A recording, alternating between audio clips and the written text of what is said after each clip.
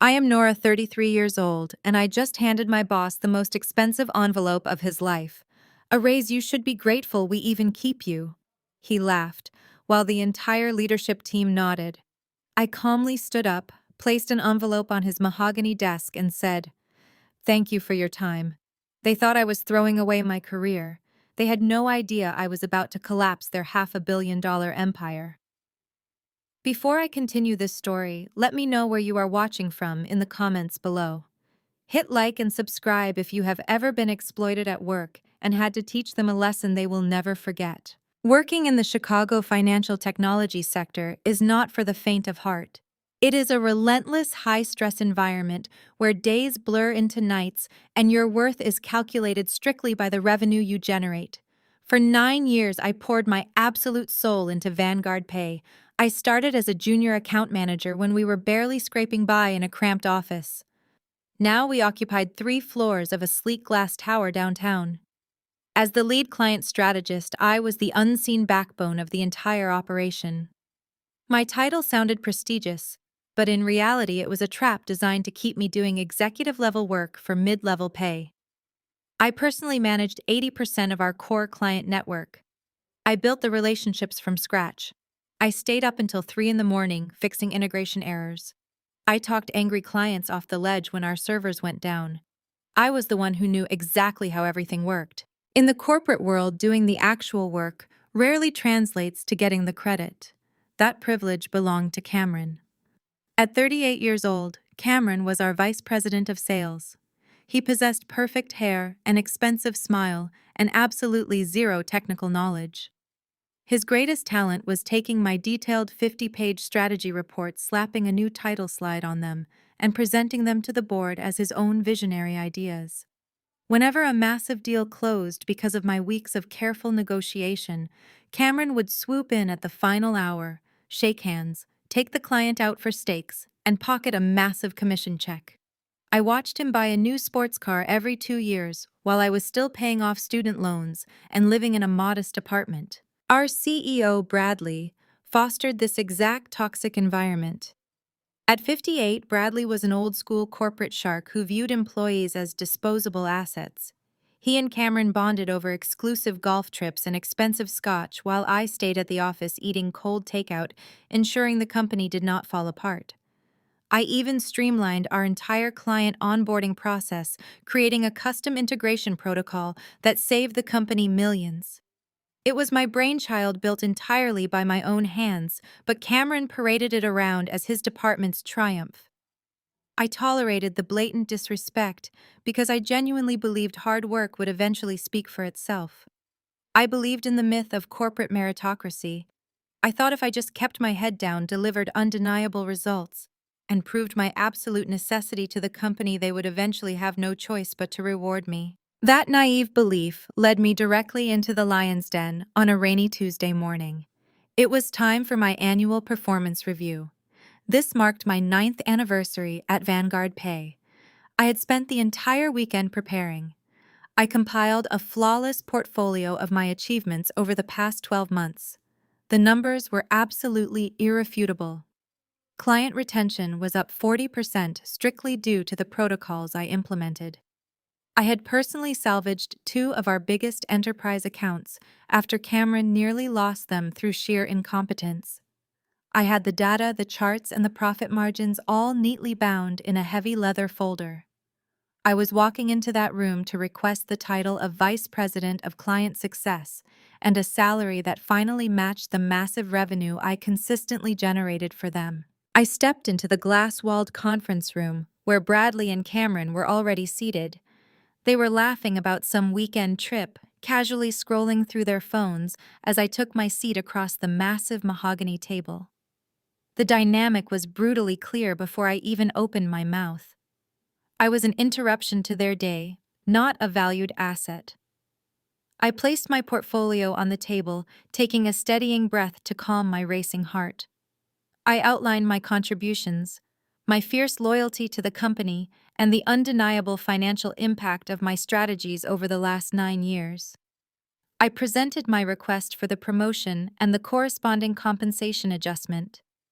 I kept my voice professional, clear, and entirely confident. I expected a tough negotiation. I expected them to counter-offer. I expected a tense discussion about quarterly budgets or departmental timelines. Instead, I got a harsh reality check that shattered 9 years of misplaced loyalty in an instant. Bradley did not even bother to open the portfolio. He glanced at the cover, then looked over at Cameron. The two of them exchanged a look of shared amusement that made my stomach drop into my shoes. Bradley leaned back in his oversized leather executive chair, steepling his fingers together. He looked at me not as a dedicated employee, but as a minor nuisance who had somehow forgotten her place in the hierarchy.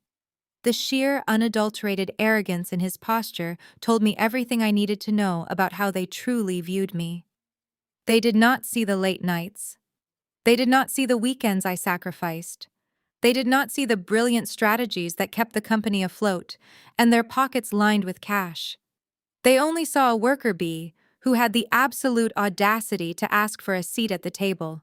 The air in the room grew suffocatingly heavy and cold. I sat there looking at the two men who had built their wealth on my relentless exhaustion. I waited for Bradley to speak, hoping against hope that my years of dedication would mean something to them. But the corporate world does not run on fairness, and toxic leadership does not reward quiet loyalty. The conflict that was about to unfold in that boardroom would push me past my breaking point and set off a massive chain reaction of consequences that none of us could have ever predicted. Bradley picked up my meticulously bound portfolio. He did not open the cover. He did not glance at the executive summary I had stayed up for 3 nights perfecting. Instead, he weighed it in his hand for a brief second before carelessly tossing it across the polished mahogany table. It slid like a useless coaster, hitting Cameron's coffee cup with a dull thud.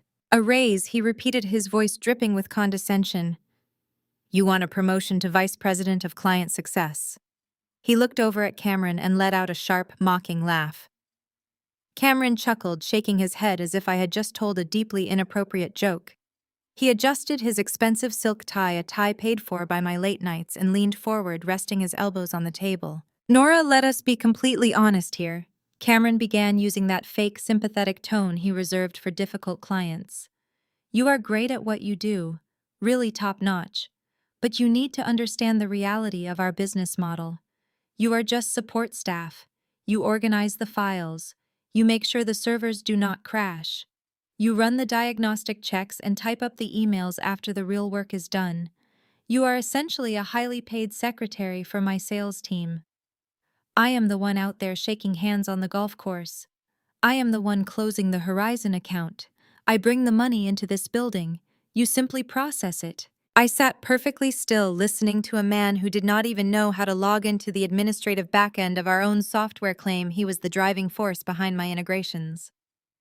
Cameron smirked, his confidence swelling as Bradley nodded along in agreement. "You should be grateful we even keep you around at your current salary." Cameron continued, his tone turning surprisingly vicious. "There are 100 fresh college graduates who would kill to sit in your chair for half the pay. You asking for executive compensation is frankly embarrassing. You do not have the charisma, the network, or the executive presence required to hold a vice president title. You are a behind-the-scenes worker, a reliable drone.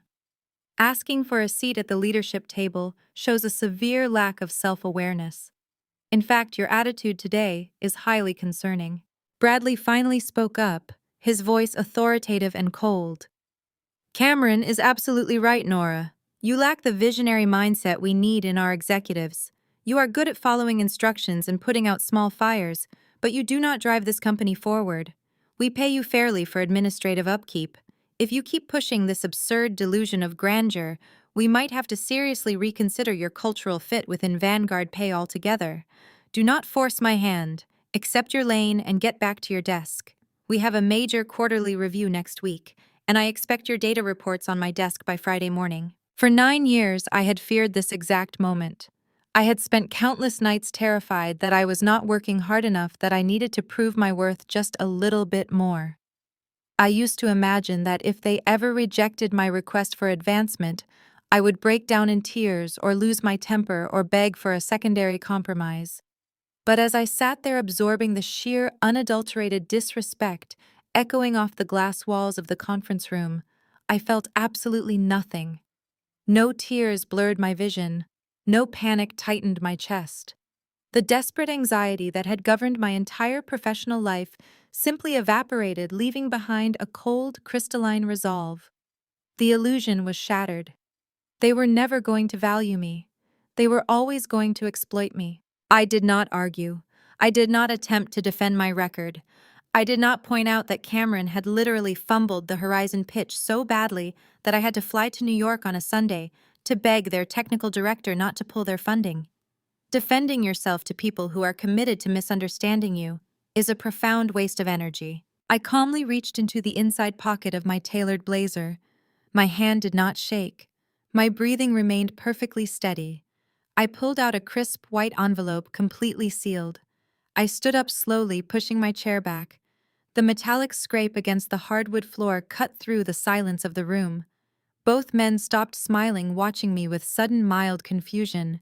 I walked over to Bradley's side of the table and placed the sealed envelope squarely in the center of his immaculate leather desk pad. I looked him dead in the eyes, making sure he saw the absolute absence of fear. "Thank you for your time, gentlemen," I said, my voice dropping an octave, steady and chillingly polite. "I appreciate the absolute clarity you have provided today. It has made my next steps incredibly simple." I turned on my heel and walked toward the exit. I did not slam the door. I did not storm out. I walked with the measured, powerful stride of a woman who finally knew her exact net worth. Behind me, the heavy glass door swung shut, but it did not block out the sound of their reaction. Through the glass panels, I watched the immediate aftermath of my departure. Bradley picked up the envelope, turning it over in his hands before tossing it back onto the desk with a scoff. He leaned back and burst into boisterous laughter. Cameron joined in, slapping the table. Another dramatic millennial, Bradley snorted loudly enough for his voice to carry through the gap in the doorframe. "She actually thinks she is irreplaceable. Let her throw her little tantrum." Cameron chuckled, leaning back and putting his expensive Italian leather shoes up on the edge of the conference table. "It is an empty bluff," he said, waving his hand dismissively. "She has zero leverage and no social skills to land an executive job anywhere else. Do not even bother opening whatever dramatic resignation letter she just handed you. Give her the weekend to panic about her rent. She will be sitting in the Human Resources office by Monday morning, crying and begging for her job back. Let her sweat it out. It will teach her a valuable lesson about knowing her place." They laughed again, entirely convinced of their own untouchable supremacy. They assumed the envelope contained a standard 2 weeks' notice. They assumed I was just a frustrated employee having an emotional breakdown. They had absolutely no clue that the envelope on that desk was a ticking time bomb. They were too arrogant to realize that by dismissing me as mere support staff, they had just handed me the keys to their entire kingdom. They thought they had put me in my place, but they had actually just unleashed a financial catastrophe that would rip their company apart from the inside out. I walked back to my desk, my mind already 10 steps ahead. By the time I reached my cubicle, Brenda, the director of human resources, was already marching toward me. She wore a self-satisfied smirk, her heels clicking loudly against the polished floor. Bradley must have messaged her the second I left the conference room. Brenda had always resented me. She hated that I bypassed her bureaucratic red tape to get things done, and she clearly relished this moment. "Nora," Brenda said, crossing her arms, "Bradley informed me you have decided to terminate your employment. Company policy dictates that I escort you off the premises immediately. I need your keycard and your company laptop right now." I did not argue. I handed her the laptop and my keycard without a single word of protest. I pulled a cardboard box from under my desk and began packing. Brenda hovered over my shoulder, watching my every move like a hawk. She expected me to break down. She expected me to beg for a grace period. I gave her absolutely nothing. I packed my framed photos, my coffee mug, and my ergonomic mouse with silent mechanical precision. "You are making a massive mistake," Brenda whispered, leaning in close. "You think you are special, but you will be replaced by Friday. Nobody survives jumping ship without a backup plan." I zipped my bag closed, picked up my box, and looked right through her. "Brenda." I replied, my voice perfectly level. You are about to have the busiest weekend of your entire career. Good luck. I walked to the elevator, the heavy box secure in my arms. I did not look back. The elevator doors slid shut, severing my physical tie to Vanguard pay forever. Stepping out onto the bustling Chicago street, the cold afternoon air hit my face, and I felt an overwhelming sense of liberation. I was free. But the battle was far from over. I still had to survive Friday night dinner with my family. I drove my sedan out of the city, heading toward the affluent suburb of Oak Brook. The towering skyscrapers gradually gave way to sprawling estates with perfectly manicured lawns and wrought iron gates. My parents lived in a grand colonial-style house that served as a monument to their obsession with social status. Growing up, our home was less of a sanctuary and more of a showroom designed to impress their wealthy country club friends.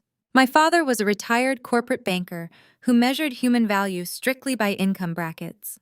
My mother was a socialite whose existence revolved around neighborhood gossip and maintaining the illusion of absolute perfection. They demanded flawless academic records and lucrative career paths from their children. But more importantly, they demanded total obedience. I parked in the wide circular driveway behind a gleaming new sports utility vehicle. I took a deep breath, steeling myself for the emotional gauntlet ahead. Family dinners were mandatory, a monthly ritual where my parents held court and distributed their conditional love based on who had pleased them the most. I unlocked the heavy oak door and stepped into the grand foyer. The house smelled of expensive catering and tension. I walked down the long hallway, the sound of clinking crystal and boisterous conversation growing louder. As I entered the dining room, the dynamic was instantly recognizable. The table was set with fine china, but the real centerpiece of the evening was sitting at the head of the table, commanding everyone's absolute attention. My older brother Connor sat holding a glass of expensive wine, gesturing grandly as he finished telling a story. At 36 years old, Connor was the undisputed golden child of our family.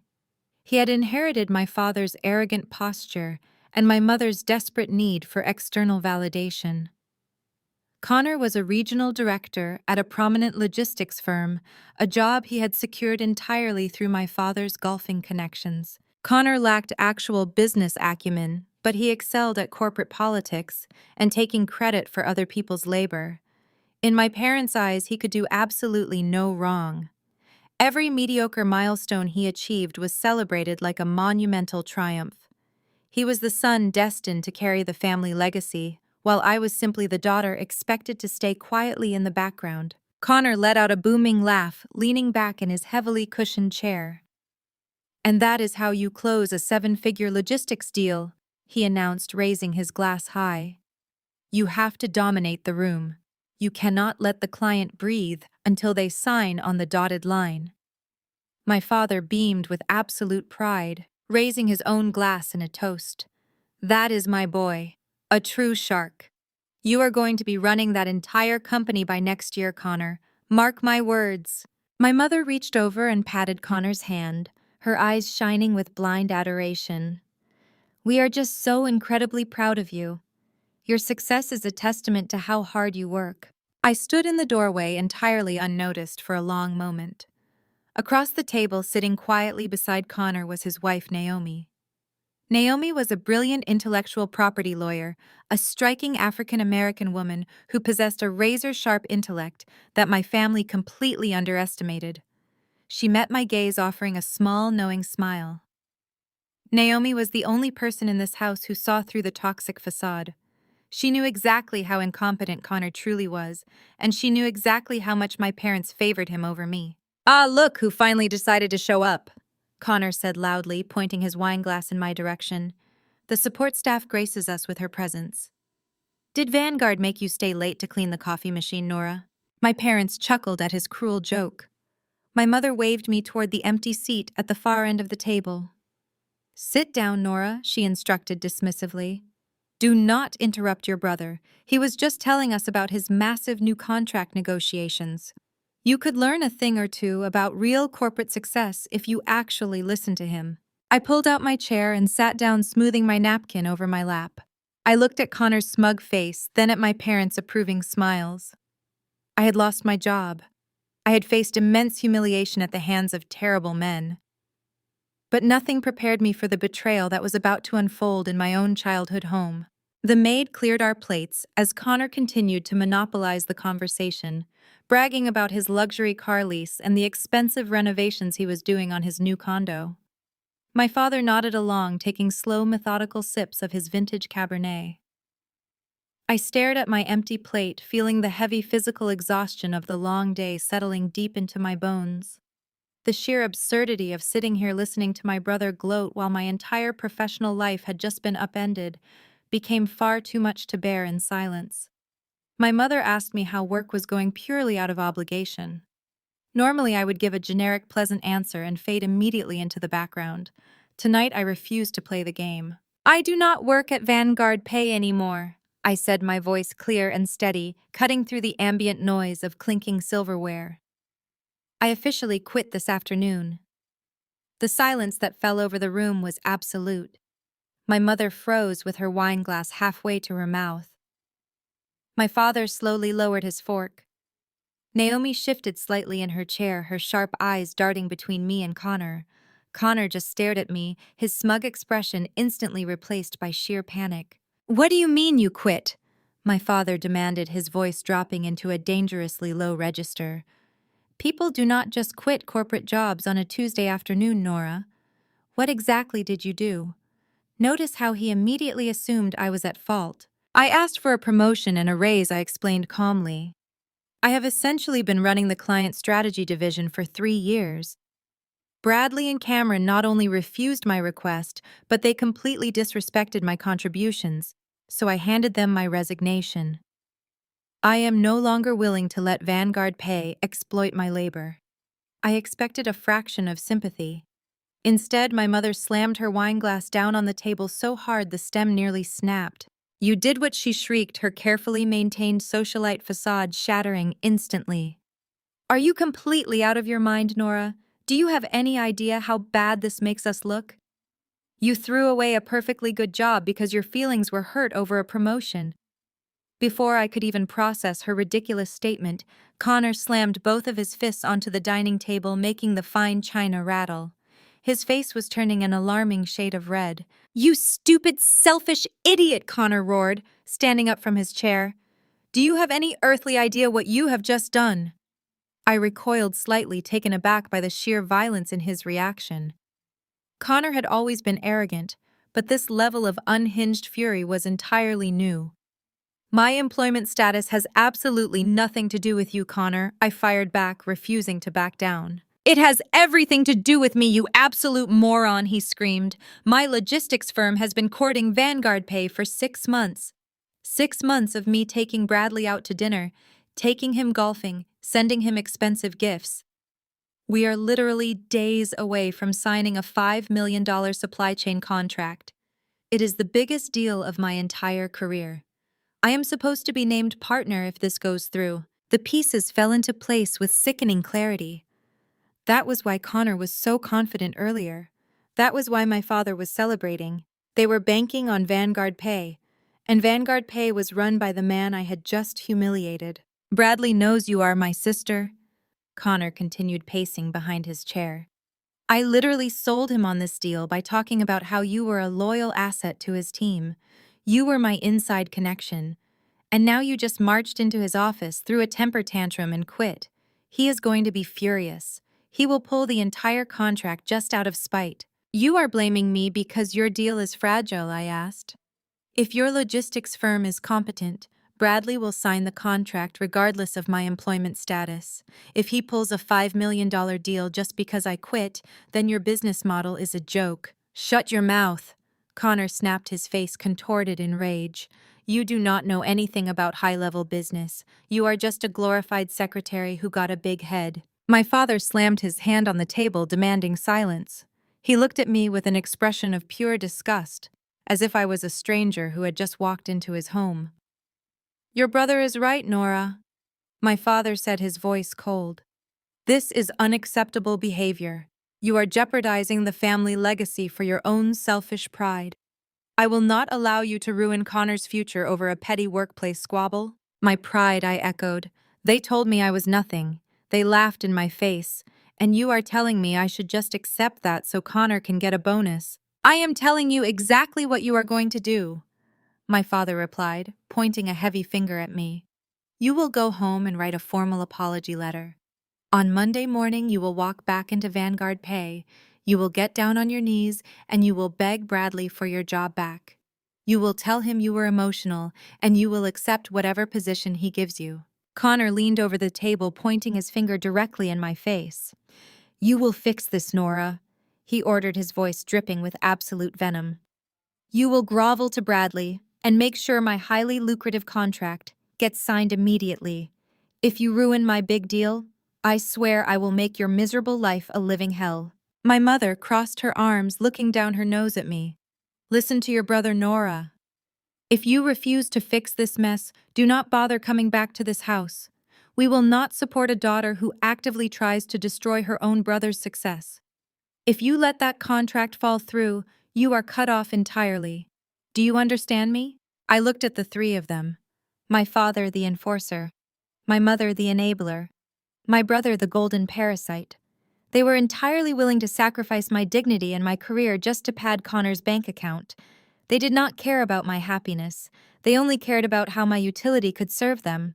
But my eyes drifted past my furious blood relatives and landed on the only other person at the table. Naomi sat perfectly still, her posture immaculate, her expression entirely unreadable. At 34 years old, Naomi was a force of nature, dressed in a tailored emerald green dress that contrasted sharply with the stark beige aesthetic of my parents' home. As a highly successful African-American intellectual property lawyer, she navigated corporate bloodbaths for a living. She knew how to read a room better than anyone I had ever met. She had watched the entire explosive argument unfold without uttering a single syllable. She did not nod in agreement with my parents. She did not try to soothe Connor's bruised ego. She simply observed. Her dark eyes were sharp, calculating, absorbing every single piece of data being presented. In a family that communicated entirely through screaming matches and emotional manipulation, Naomi's absolute silence was the loudest statement in the room. I knew my brother resented his wife's intelligence even as he benefited from her massive salary. My parents tolerated her because her prestigious career looked fantastic on their country club social resume. But right now, in this hostile environment, she was an island of pure rational calculation. For a brief second, our eyes met across the crystal glasses and half-eaten prime rib. She did not offer a pitying smile. Instead, she gave me a microscopic nod. It was a subtle, almost imperceptible gesture of solidarity. I pushed my chair back from the table. The wooden legs scraped harshly against the imported marble floor, breaking the heavy silence. I am not going back to Vanguard Pay, I stated, my voice completely devoid of emotion. I am not apologizing to Bradley, and I am certainly not taking responsibility for a fragile business deal that Connor cannot close on his own merit. My father slammed his fist down again, but I did not flinch. If you walk out that door, you are done with this family. My mother threatened, her voice rising to a shrill pitch. Do not expect us to bail you out when you are living on the street, Nora. I am 33 years old, I replied calmly. I have never asked you for a single dime. Enjoy your evening. I turned my back on them and walked out of the dining room. I did not run. I marched down the long hallway toward the grand foyer, my head held high. The physical relief of finally severing that lifelong toxic cord was intoxicating. I felt completely alienated, utterly alone, but dangerously free. I reached the coat closet and pulled out my heavy wool trench coat. As I was sliding my arms into the sleeves, I heard the soft, rapid click of heels on the hardwood floor behind me. I turned to see Naomi rushing down the hallway. She glanced back quickly over her shoulder to ensure the dining room doors were fully closed and none of my family members had followed her. Her usual composed demeanor was replaced by a quiet, urgent intensity. Naomi, I started to say, thinking she was coming to act as a peacemaker on behalf of her pathetic husband. She held up a finger, instantly silencing me. She stepped directly into my personal space, moving quickly and smoothly. Without saying a word, she reached out and embraced me. It was a brief, stiff hug that felt entirely out of character for our usually formal relationship. But as her arms wrapped around my shoulders, I felt her hand slide swiftly into the right pocket of my trench coat. She pressed a small, folded square of heavy paper deep into the fabric. She pulled back just as quickly, smoothing the lapels of her green dress. Her face was perfectly blank again, a masterclass in emotional control. "Drive safe." "Nora," she said loud enough for her voice to carry down the hallway, just in case anyone was listening. "I am sorry the dinner had to end this way." Before I could even process what had just happened, she turned on her heel and walked gracefully back toward the dining room, disappearing behind the heavy oak doors to rejoin the lion's den. I stood in the foyer for a second, my heart pounding a strange new rhythm against my ribs. I shoved my hands deep into my coat pockets, and my fingers immediately brushed against the sharp edges of the folded paper. I kept my hand closed around it, tightly gripping the hidden object as I opened the front door and stepped out into the freezing Chicago night. The cold air shocked my system, but I walked swiftly to my sedan parked in the wide circular driveway. I unlocked the doors, climbed into the driver's seat, and locked them instantly behind me. I did not turn the key in the ignition. I sat in the dark driveway, listening to the wind rattle the bare branches of the oak trees above me. My hands were shaking, not from the cold and not from the argument, but from a sudden, massive surge of adrenaline. I pulled my hand out of my coat pocket.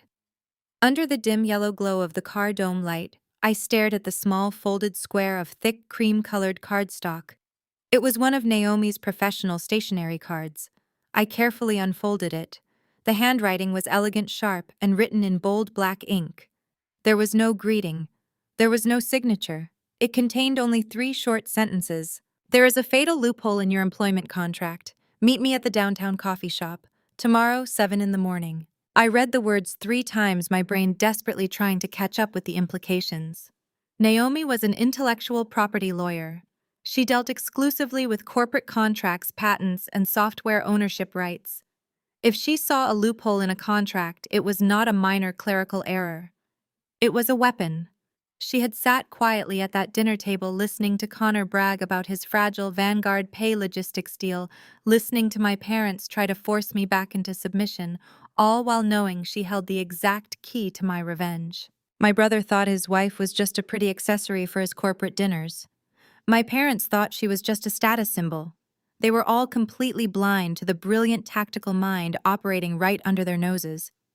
Naomi was not just an observer, she was a lethal corporate strategist, and she had just chosen a side. A slow, cold smile spread across my face, changing my entire demeanor in the dark, quiet car. I was not just a discarded employee anymore. I was not an obedient sister bending to the will of a toxic family. I was an independent variable they had entirely failed to account for. I carefully folded the note and tucked it safely into the center console of my car. I turned the ignition, listening to the engine roar to life. Tomorrow at 7 in the morning, the rules of engagement were going to change permanently. Monday morning arrived with a brutal cold front sweeping off Lake Michigan, rattling the windows of my apartment. I had spent the entire weekend methodically preparing my counteroffensive in the job market. I updated my executive portfolio, polished my resume, and reached out to 4 elite headhunters who had previously begged me to jump ship. I was highly qualified. I possessed the exact technical knowledge that every competing financial technology firm in Chicago desperately needed.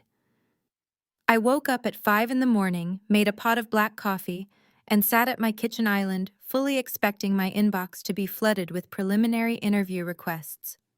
I opened my laptop and logged into my professional email account. My inbox was a complete graveyard. Instead of interview confirmations, I found a string of automated cancellation notices. 3 major recruitment agencies had abruptly terminated our scheduled phone calls, citing a sudden shift in their client's strategic direction. I frowned, taking a slow sip of my coffee. The excuses were identical. The timing was entirely too perfectly synchronized. I opened my professional networking profile expecting to see messages from my industry contacts. Instead, I discovered that two executive recruiters who had been actively courting me for a lucrative director role had completely blocked my profile. The digital silence was deafening. The panic began as a slow, cold drip in the back of my mind, but my analytical brain immediately searched for the variable that had changed. I picked up my phone and dialed Marcus. He was a senior technical recruiter I had known for 5 years, a man who owed his biggest placement commissions directly to my private recommendations. He answered on the fourth ring, sounding incredibly tense and actively avoiding my cheerful greeting. Marcus, I said, dropping the pleasantries entirely. What exactly is going on? My entire schedule just evaporated overnight. There was a heavy, exhausted sigh on the other end of the line. Nora, he said, his voice hushed, as if he was afraid someone in his office might hear him speaking to me. You need to pull all of your applications immediately, right now. Cancel everything. Why? I demanded, my grip tightening on my ceramic coffee mug. Because you are legally radioactive right now, Marcus replied bluntly. Bradley sent out a highly classified email blast to the Executive Human Resources Network late last night. He claimed you were escorted out of the Vanguard Pay building by security for attempted corporate data theft. He said you exhibited highly unstable and erratic behavior during a performance review, and that you were a severe liability. He legally covered himself by phrasing the email as a confidential industry warning about a compromised internal employee. Cameron has been calling every sales director in his golf network, backing up the story. He is telling them you suffered a complete mental breakdown. You are blacklisted, Nora. Nobody in the Chicago sector is going to touch your resume with a 10-foot pole. Not until this blows over, and frankly, a data theft accusation never truly blows over. He hung up the phone before I could ask another question, leaving me listening to the dead dial tone. I sat in the dim morning light, staring directly at my blank computer screen. Bradley and Cameron were not just satisfied with denying my worth and keeping my hard-earned money. They wanted to permanently destroy my livelihood. They were actively salting the earth so nothing else could ever grow for me in this city. They wanted to ensure I would be entirely destitute, forced to crawl back to them on my hands and knees. Right on cue, my phone buzzed aggressively, vibrating against the cold marble countertop. It was a rapid-fire barrage of text messages from Connor. I opened the message thread, and the absolute venom in his words jumped off the screen. Bradley called me last night. Connor wrote his messages, appearing in quick, rapid bursts. He is furious. He officially pulled the logistics contract. He said the only way he signs the paperwork with my firm is if you march into his office today and beg for his absolute forgiveness. He wants you to return to your desk and work directly under Cameron for zero salary as penance for your little tantrum. If you do not do this, my career is entirely over. You ruined my life, you selfish bitch. Fix this today, or I will personally make sure you never recover from this. A second later, my parents sent a single follow-up message in our family group chat. Do exactly what your brother says today, or you are permanently dead to us. The walls of my apartment suddenly felt incredibly small. The air grew thin and difficult to breathe. I was completely backed into a corner. My entire industry had locked its doors and thrown away the key based on a malicious, fabricated lie. My own blood relatives were actively participating in my psychological torture, entirely willing to offer me up as a sacrificial lamb to a corporate tyrant just so they could maintain their affluent lifestyle. The sheer isolation hit me like a physical blow. A heavy, suffocating weight pressed down on my chest, threatening to crush me entirely. I had played by all the rules my entire life. I had worked harder than anyone else in that office. I had been loyal, quiet, and strictly obedient, and my reward was total, absolute annihilation. I closed my eyes, letting the sheer weight of the despair wash over me. I allowed myself 1 minute to feel the crushing grief of being abandoned by everyone I thought I knew. But as the panic peaked, reaching its absolute zenith, something inside my chest snapped. The despair instantly evaporated, leaving behind a white-hot, burning resolve.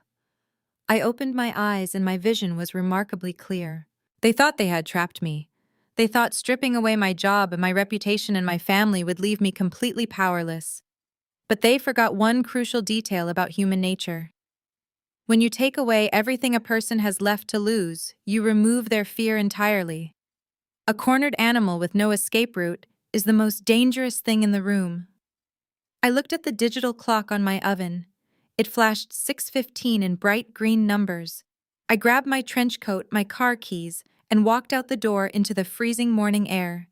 It was time to meet Naomi and burn their entire empire to the ground. The drive downtown was a blur of gray concrete and flashing traffic lights.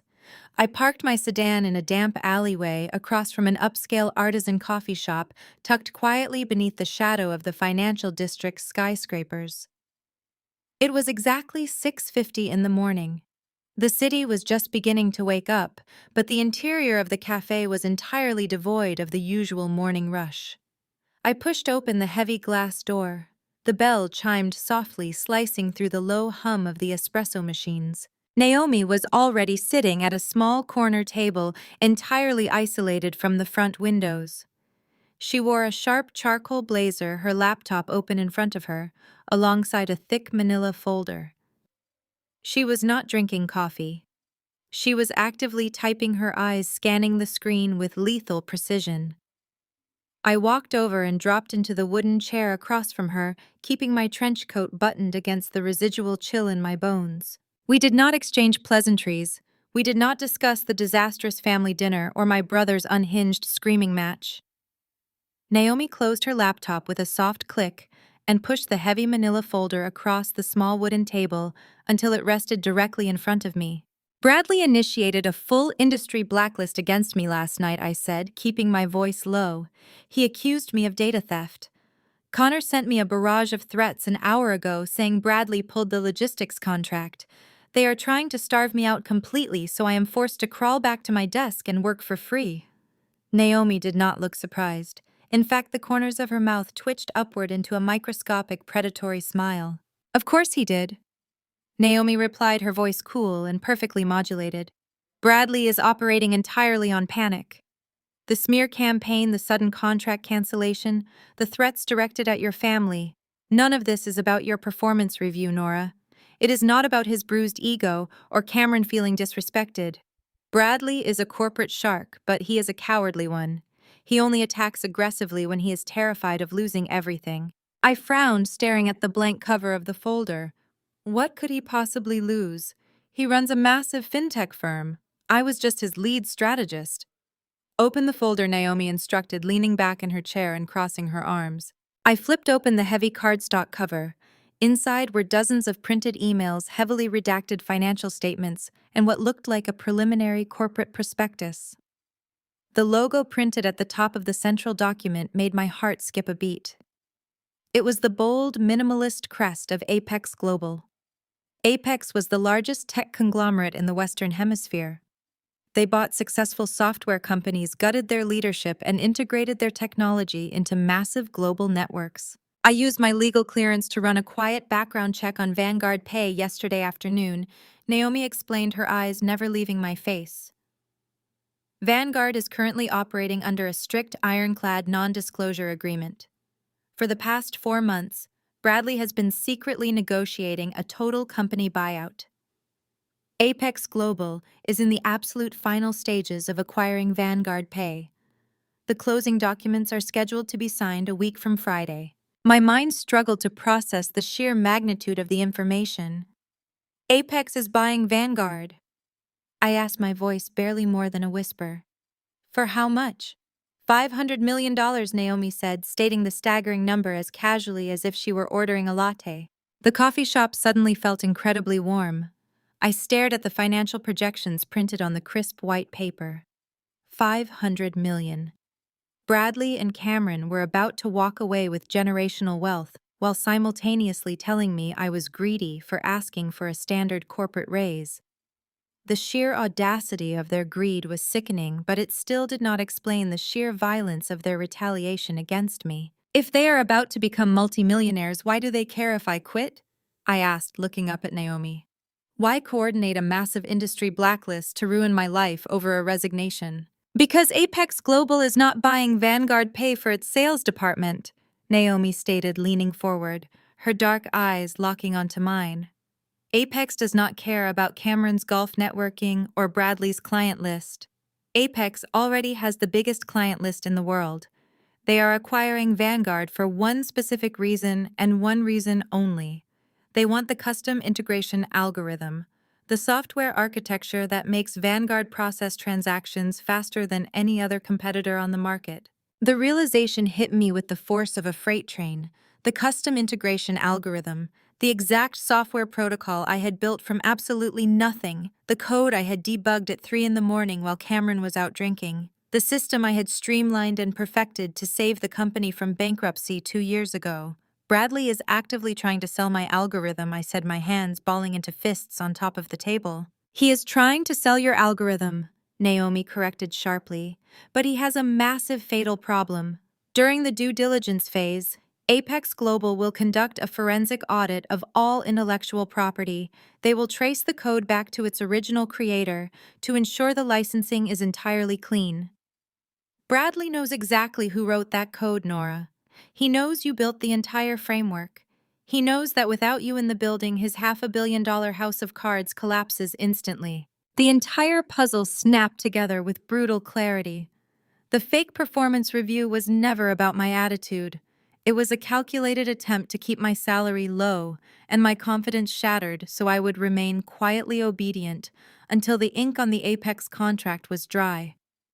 When I handed Bradley that envelope and walked out, I unknowingly pulled the pin on a $500 million grenade. He panicked. I said the words flowing rapidly as my analytical brain shifted into high gear. When I quit, he realized I was no longer under his direct control. He launched the smear campaign and accused me of data theft to immediately discredit me in the eyes of the industry. He wants to frame me as a disgruntled, unstable former employee, so if I try to contact Apex or claim ownership of the code, no one will believe me. Exactly. Naomi nodded, her expression filled with cold satisfaction. He squeezed Connor's logistics contract to force your family to pressure you. He wants you isolated, terrified, and entirely compliant. He needs you to return to the office this week and sign an updated non-disclosure agreement under extreme duress. He is trying to lock you in a legally binding cage before Apex discovers he is trying to sell them stolen goods. I looked down at the Apex Global logo resting on the table. For 9 years, I had let Bradley and Cameron convince me I was nothing but a background character in their success story. But they were the ones who were terrified. They were the ones desperately trying to cover their tracks. He really thinks he can steal my work and sell it for $500 million, I said, my voice dropping into a deadly calm register. He thinks because I am a woman who always kept her head down that I will just roll over and let him rob me blind. Naomi reached across the table and tapped her manicured fingernail directly on the Apex prospectus. He made a severe miscalculation, Nora. He assumed you did not have competent legal representation. I looked up at my brilliant sister-in-law, the only person in my entire life who had ever truly seen my potential. What is our next move? I asked, ready to declare absolute war. Naomi opened the folder and pulled out a copy of my original employment contract. She smoothed the slightly yellowed paper against the wooden surface. I need you to answer a few specific questions, Nora, she said, her tone shifting to a ruthless cross-examining attorney. When exactly did you write the initial source code for the client integration algorithm? It was during the winter of my 5th year at Vanguard, I replied. The old system was crashing every Friday, and we were losing clients rapidly. I spent 3 months of my own weekends completely rewriting the architecture from the ground up. Did you write the code in the Vanguard office? Naomi asked. No, I said. The office servers were too unstable to handle the load. I did it entirely at my apartment on my kitchen table. Did you use your company-issued laptop to write the code? Naomi pressed, her expression intense. I almost laughed. Vanguard gave us base model laptops that could barely run standard software without freezing. I had to use my own personal custom-built desktop computer to compile the heavy code.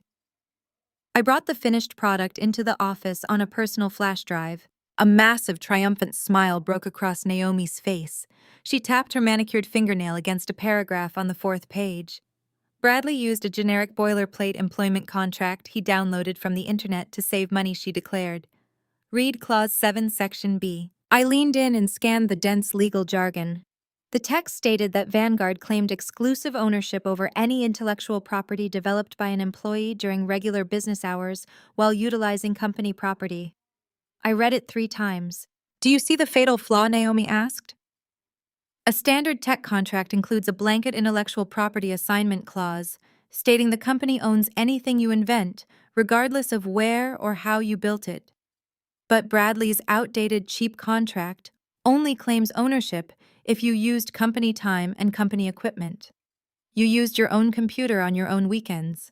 You brought the finished product in as an independent asset. Are you telling me Vanguard does not own the algorithm? I asked, my voice trembling slightly. I am telling you that you hold the sole exclusive copyright to the entire framework, Naomi said, her eyes shining with predatory brilliance. Vanguard never owned it. They have been using unlicensed pirated software for 4 years. Bradley is trying to sell your intellectual property to Apex Global for $500 million without your consent. The entire picture was finally complete. The fake performance review, the sudden extreme hostility, the industry blacklist, and the vicious threats against my family were not random. It was a highly orchestrated campaign of terror designed to force me into absolute submission. He needs me to sign a new contract, I whispered, staring blankly. When I quit, he panicked. If I am not an active employee, he cannot force me to sign a retroactive intellectual property assignment. He knows Apex Global will demand a clean chain of title during their final legal audit.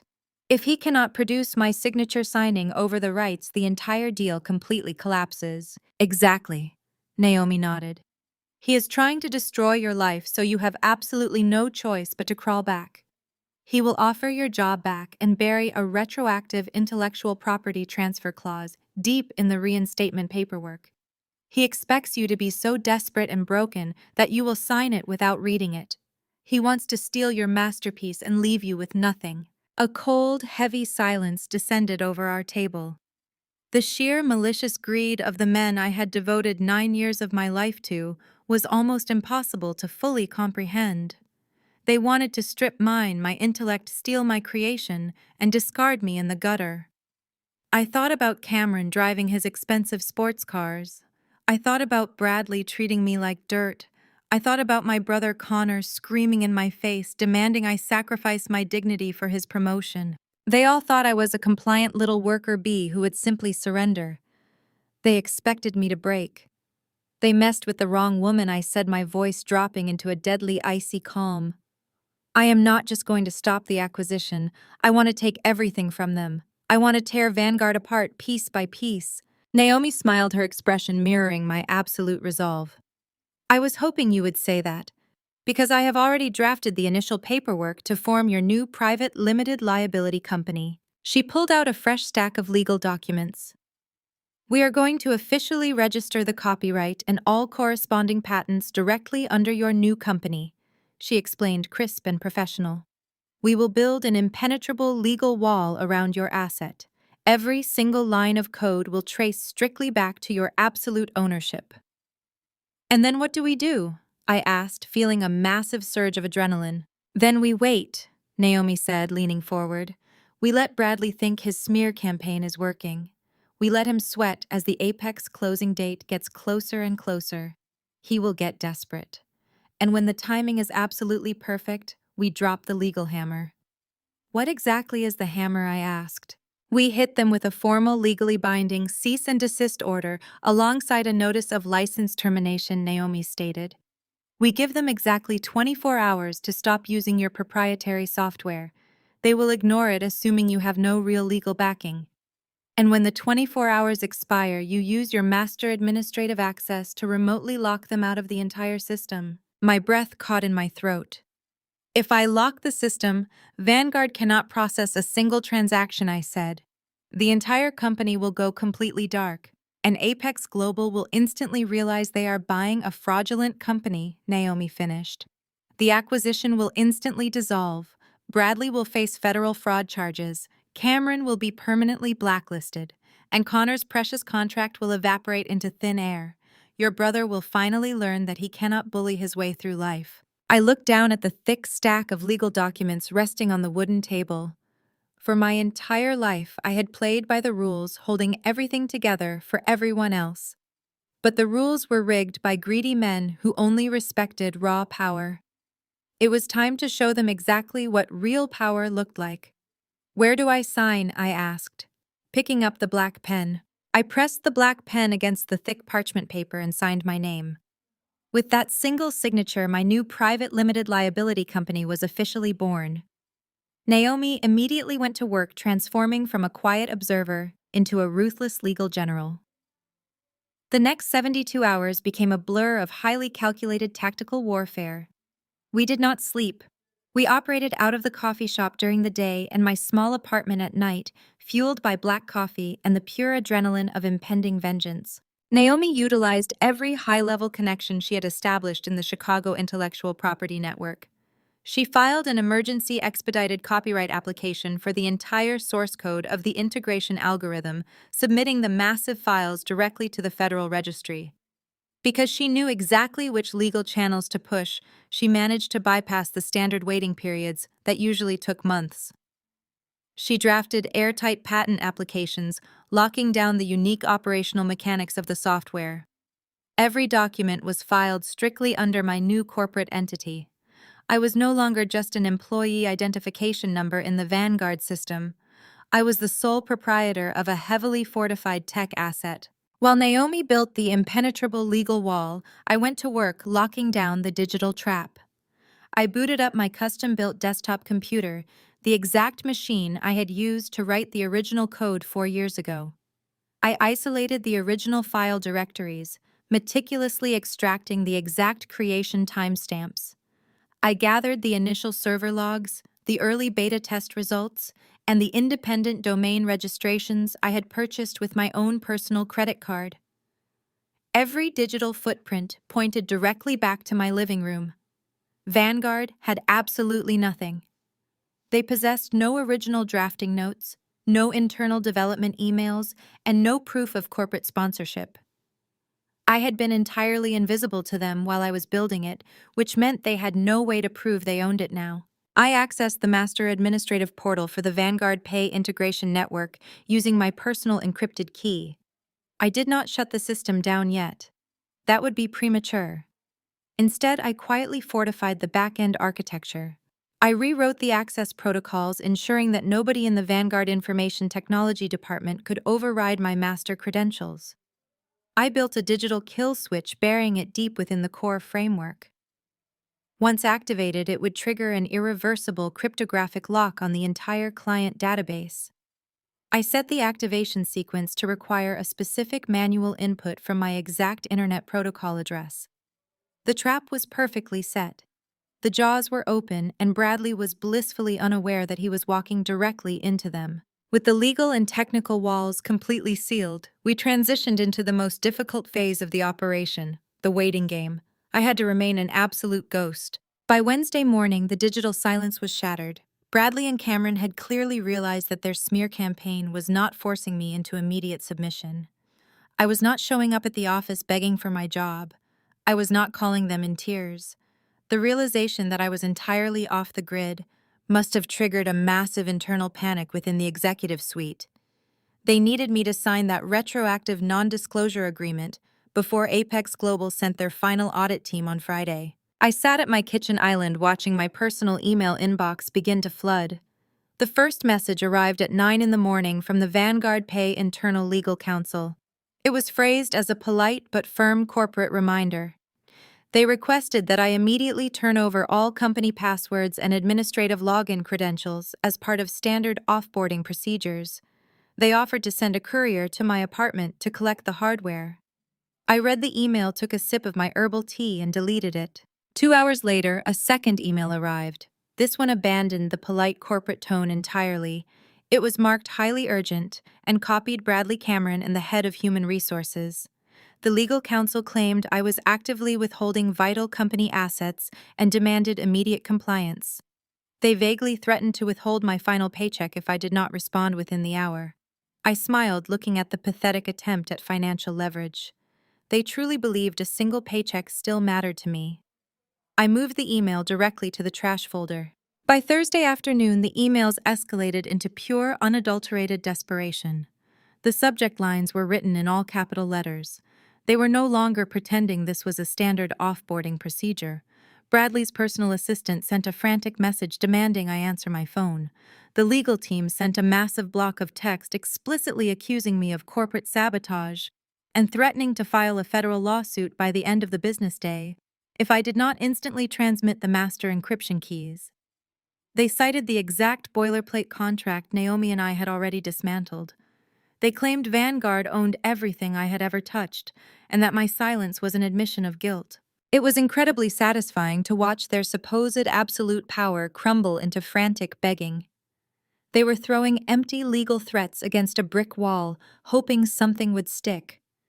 They had no idea that while they were frantically drafting angry emails, my attorney was holding federal copyright certificates bearing my newly formed company name. My phone lit up again, vibrating against the counter. It was another text message from Connor. My brother was clearly acting as Bradley's desperate proxy. "Please, Nora," Connor wrote. "Bradley is losing his mind. The servers are lagging and the technical team cannot fix it without your passwords. Just give them the logins.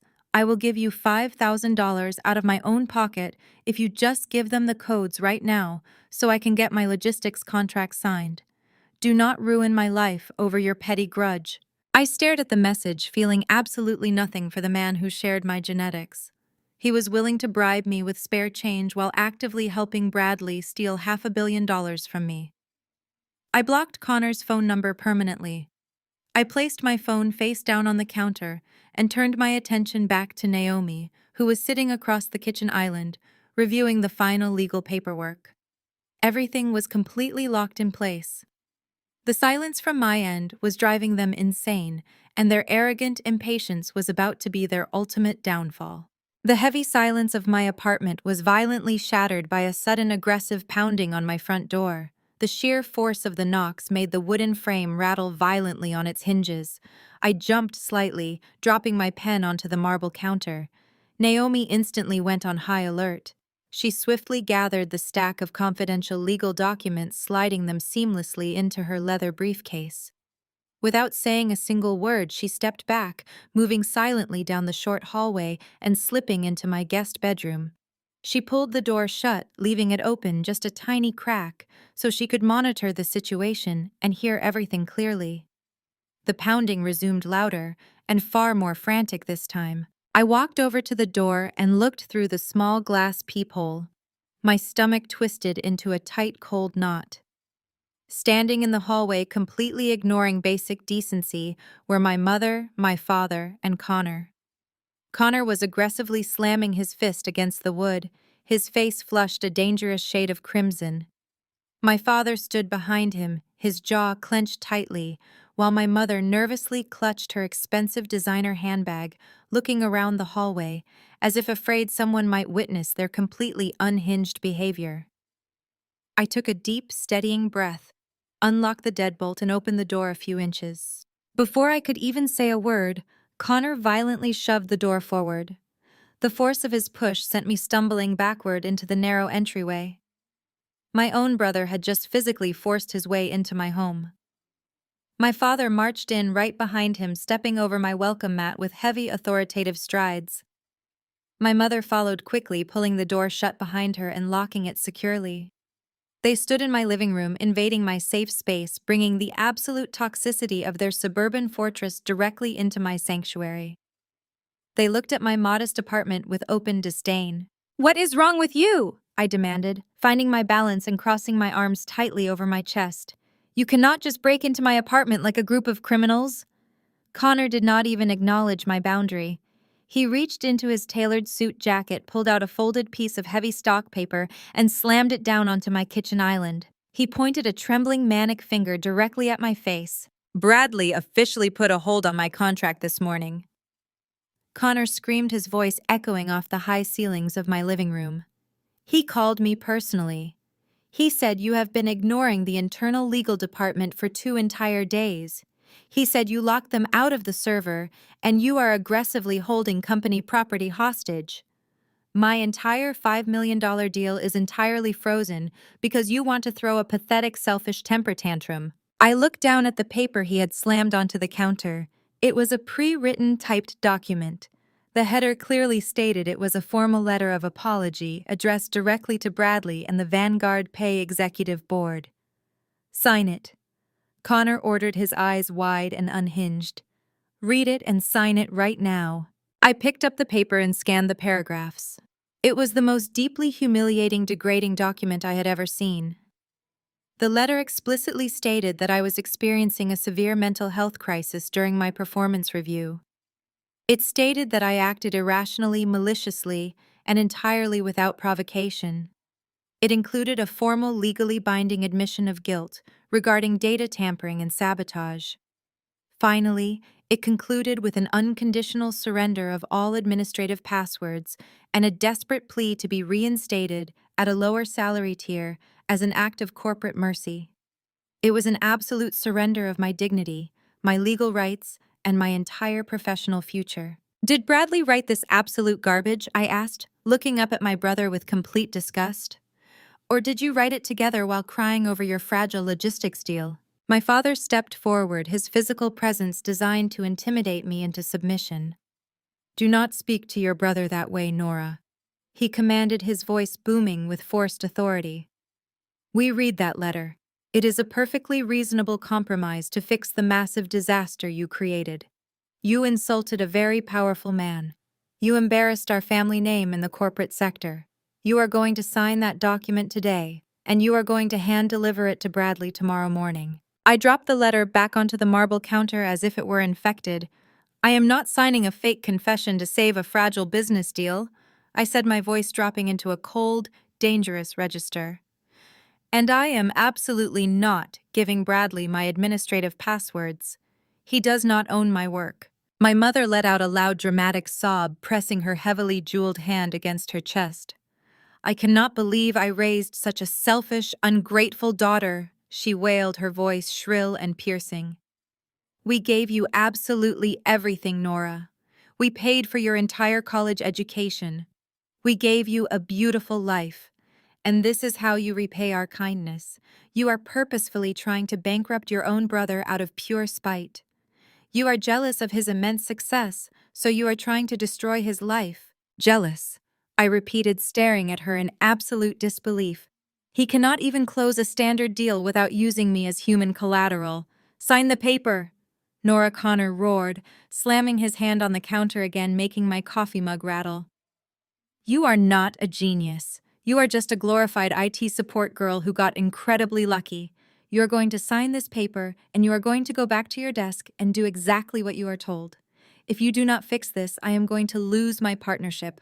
I stood perfectly still, watching the three of them completely unravel. They were so blinded by their own greed and their desperate need to maintain their social status that they could not see the reality of the situation. They only saw me as a tool to be used and discarded. My father took another step closer, closing the distance between us until he was towering over me. His eyes were cold and completely devoid of any paternal affection. Let me make this incredibly clear for you, Nora, he said slowly, emphasizing every single syllable. You will sign this letter right now. If you refuse, I will personally call the board of directors at the regional bank. I will use every single connection I have in the financial sector to ensure your credit lines are frozen and your professional reputation is permanently destroyed. We will publicly disown you. We will tell everyone in our social circle that you suffered a severe psychological breakdown and had to be institutionalized. You will be completely cut off financially, socially, and entirely removed from this family. You will have absolutely nothing and nobody. Sign the paper. The threat hung heavy in the air, completely suffocating and violently cruel. They were willing to actively destroy my life permanently, ruin my financial future, and declare me legally insane just to appease a toxic CEO. They looked at me, waiting for the inevitable tears, waiting for my resolve to shatter completely under the heavy weight of their ultimate ultimatum. They fully expected me to reach for the pen. I did not reach for the pen. I did not blink, and I absolutely did not cry. For 28 years, my entire existence within this family had been defined by my ability to absorb their abuse and translate it into quiet compliance. Whenever Connor failed a class, I was the one who tutored him late into the night. Whenever he wrecked a car, my parents quietly used my college savings to cover the damages to protect his flawless reputation. They had meticulously conditioned me to believe that my only true value was acting as the invisible shock absorber for his relentless incompetence.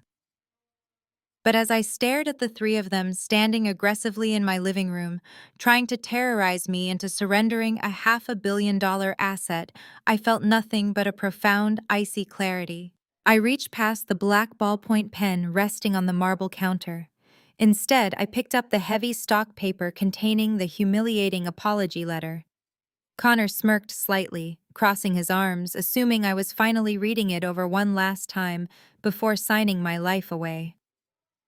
My mother let out a loud, exaggerated sigh of relief, adjusting her designer handbag and relaxing her posture. I held the document with both hands, locked my eyes directly onto my father's angry face, and pulled my hands violently apart. The thick cardstock ripped with a sharp, incredibly satisfying tear that echoed loudly through the silent apartment. The smirk instantly vanished from Connor's face. My mother gasped, taking a sudden, terrified step backward, as if I had just fired a gun. I placed the two torn halves together and ripped them again straight down the middle. I kept folding and tearing the paper, maintaining unbroken eye contact with my father, until the pathetic apology was nothing more than a handful of jagged white confetti. I opened my hand and let the pieces flutter down onto the hardwood floor, landing directly on his expensive leather shoes. "What are you doing?" my father demanded, his voice dropping the commanding facade and cracking with genuine shock. "Have you completely lost your mind?" "I have never been more rational in my entire life," I replied, my voice perfectly level, projecting absolute authority. "You threatened to disown me. You threatened to ruin my credit and tell your wealthy suburban friends that I am insane. You think those empty threats terrify me. You think I care about being invited to your country club dinners or maintaining my status in a family that views me as nothing more than an expendable asset. You are entirely delusional." "Nora, stop this right now," my mother shrieked, stepping forward and pointing a trembling, manicured finger at my face. "You are destroying this family over pure selfishness." "There is no family to destroy," I shot back, refusing to break eye contact or soften my tone. "There is only a parasitic host and the people willing to bleed themselves dry to feed it." I turned my attention squarely to my brother. Connor shrank back slightly, his false bravado rapidly crumbling under the heavy weight of my direct, unapologetic gaze. "You have never earned a single thing in your entire life, Connor. Bradley is not freezing your contract because of my supposed temper tantrum. He is freezing it because you are completely useless to him, unless you can control me. Your only real talent is acting like a parasite. I will never set myself on fire to keep your mediocrity warm again." "You ungrateful little brat!" Connor shouted, his face turning a dangerous shade of crimson. He stepped forward quickly, raising his hand in the air as if he were going to physically strike me right across the face. Before he could even complete the aggressive motion, I stepped directly into his personal space, closing the distance until we were mere inches apart. "Do it," I dared him, my voice dropping to a lethal, quiet whisper. "Lay one hand on me in my own home. I will have you arrested for felony assault and trespassing before you even make it to the lobby elevator. You will not just lose your precious logistics contract. You will lose your freedom entirely." Connor froze his hand, hovering awkwardly in the air. The absolute certainty burning in my eyes completely paralyzed him. He realized in that exact second that the compliant, silent sister he had bullied for 2 decades was completely gone. In her place was a woman who held total leverage and possessed zero hesitation to destroy him. My father tried to desperately salvage the situation, puffing out his chest and attempting to project dominance one last time. "You are making the biggest mistake of your life, Nora," He warned, his face tight with furious rage. If you do not pick up those pieces right now and beg for our forgiveness, we are walking out that door. And if we walk out, we are never coming back. You will be entirely dead to us. I smiled. It was a cold, predatory smile that perfectly mirrored the exact energy Naomi had taught me over the past 3 days. That is the single best offer you have ever given me, I said, my voice dripping with absolute venom. Get out! They stood completely frozen, staring at me as if I had suddenly spoken a foreign language. The complete absence of fear in my demeanor broke their entire psychological framework. I pointed a firm hand directly at my front door. I said, "Get out of my apartment immediately.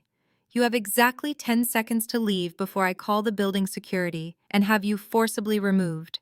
And trust me, I will press formal charges against all three of you." My mother began to cry genuinely, this time her tears ruining her expensive makeup as the reality of the severance washed over her. She looked at my father, expecting him to magically fix the situation and force me back into my designated subordinate role. But my father simply stared at me, realizing for the very first time in his life that he had absolutely zero power over my decisions. He turned on his heel, marching toward the heavy wooden door without saying a single word. My mother followed quickly behind him, sobbing loudly into her trembling hands. Connor lingered for a fraction of a second, his eyes darting frantically between the shredded paper on the floor and my uncompromising expression. "You are going to regret this," he muttered, his voice shaking with a pathetic mixture of fear and rage. "Bradley is going to crush you." "Tell Bradley," I said, my voice ringing with total finality, "that he does not own my algorithm. Tell him I own every single line of code, and tell him I am coming for absolutely everything." Connor went completely pale. He finally understood the sheer magnitude of the legal trap Bradley had blindly walked into. He backed away, stumbling slightly over the metal threshold, and practically ran down the long carpeted hallway to catch up with our parents. I stepped forward, grabbed the heavy brass handle, and slammed the door shut with tremendous force. The loud sound echoed through the hallway, serving as a definitive punctuation mark on 28 years of exhausting emotional manipulation. I threw the heavy metal deadbolt, locking them out of my life permanently. I leaned my forehead against the cool, painted wood, taking a deep, cleansing breath. The heavy, suffocating weight that had rested on my chest since childhood instantly vanished into thin air. I was completely unburdened. The door to the guest bedroom clicked open softly. Naomi stepped out into the narrow hallway, her leather briefcase firmly in hand. She walked over to the kitchen island, looked down at the shredded apology letter covering the floor, and then looked directly into my eyes. A massive, triumphant smile spread across her sharp features. "That was the most brilliant, beautiful execution of a personal boundary I have ever witnessed," Naomi said, her voice filled with genuine, deep respect. I turned to face my brilliant attorney, my only true ally in this entire corporate war. The familial dead weight had been entirely severed. There were no more emotional vulnerabilities or family ties for Bradley to exploit. The battlefield was entirely clear. "We gave them enough time to panic," I said, walking back toward the kitchen counter and picking up my phone. "Now we strike." Naomi nodded, pulling her sleek laptop from her bag. "Let us show Apex Global exactly what they are trying to buy." The narrative shifts across the city to the penthouse level of the Vanguard Pay corporate headquarters. The floor-to-ceiling windows of the executive suite offered a panoramic view of the Chicago skyline, but Bradley was not enjoying the scenery. He was pacing furiously behind his massive mahogany desk, his custom-tailored suit jacket discarded over the back of an expensive leather chair. The pressure of the impending Apex Global acquisition was creating a suffocating atmosphere throughout the entire floor. Cameron walked into the office carrying 2 heavy crystal glasses and a bottle of top-tier scotch. He looked entirely too relaxed for a man whose entire financial future was currently hanging by a thread. Cameron poured the amber liquid, sliding one glass across the polished wood toward his boss. "Relax," Bradley Cameron said, taking a slow sip of his drink. "Connor just texted me from the lobby of her building. He went in with her parents. They brought the apology letter we drafted. You know how her family operates. They will absolutely verbally destroy her until she signs it. She is probably crying on her kitchen floor right now, begging them not to cut off her credit cards. Bradley stopped pacing and picked up the glass, downing the scotch in one aggressive swallow. She should have signed the retroactive intellectual property transfer on Tuesday. He snapped, his voice tight with lingering anxiety. The Apex Global Final Audit team arrives in exactly 48 hours. If they ask to see the original chain of title for the integration algorithm, and I do not have her signature on a company release form, the entire $500 million deal vanishes. She will sign it, Cameron reassured him, waving a dismissive hand. She is terrified. She completely ghosted our internal legal department for 3 days. That is classic panic behavior. She is hiding because she knows we caught her trying to sabotage the servers. Bradley let out a heavy breath, running a hand through his expensive haircut. His eyes drifted downward, landing on a thick white envelope resting perfectly centered on his desk blotter. It was the exact envelope I had handed to him on Tuesday morning, right before I walked out of his office. Amidst the chaos of the smear campaign, the emergency meetings with Apex, and the frantic calls to my brother Bradley, had completely forgotten to open it. He reached across his desk and picked it up. He weighed the heavy paper in his hand, a smug, arrogant smile slowly returning to his face. I completely forgot about this, Bradley chuckled, tapping the corner of the envelope against the desk. This is the letter she handed me when she dramatically quit. I guarantee it is a massive, rambling, emotional apology. She probably listed every single grievance she has had since her first day, and then begged for a promotion. Read it out loud. Cameron laughed, leaning back against the leather sofa and resting his expensive shoes on the glass coffee table. I want to hear the exact moment she realizes she is completely expendable. Bradley picked up a silver letter opener and sliced cleanly through the heavy wax seal. He pulled out 3 pages of crisp premium cardstock. His arrogant smile remained fixed on his face as he unfolded the documents, but as his eyes scanned the bold black text at the top of the first page, the smile instantly vanished.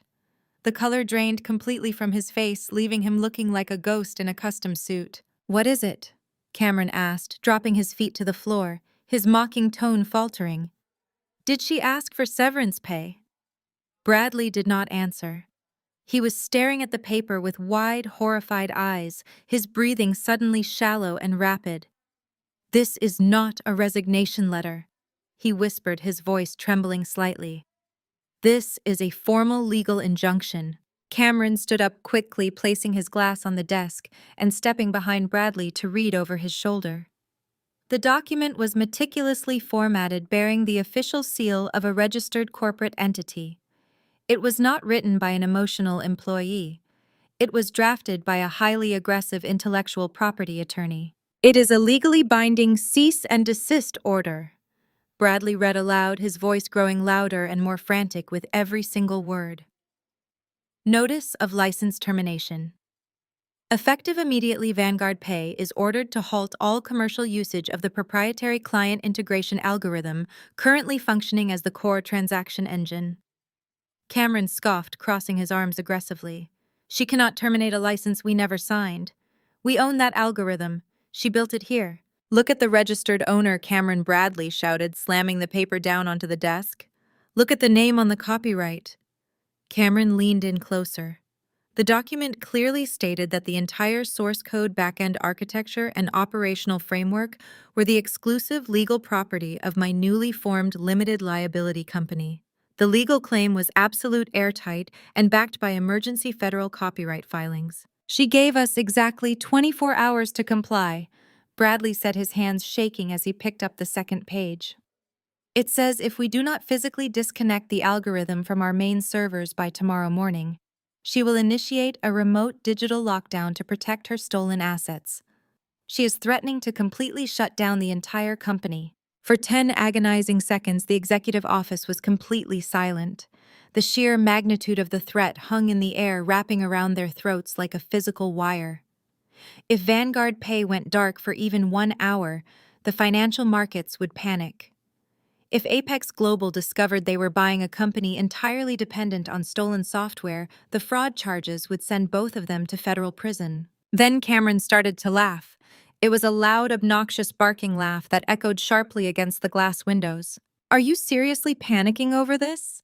Cameron asked, pointing a mocking finger at the heavy cardstock. "Look at the formatting, Bradley." She went online and downloaded a free legal template. She formed a fake company on a cheap website and printed this out at a copy shop to try and scare us. "Do you honestly believe the girl who wears cheap sweaters and brings her lunch in a plastic container has a ruthless corporate lawyer on retainer?" Bradley stared at the paper, his panic slowly morphing back into familiar toxic arrogance. "You are right," he said, his breathing steadying. "This is a desperate bluff.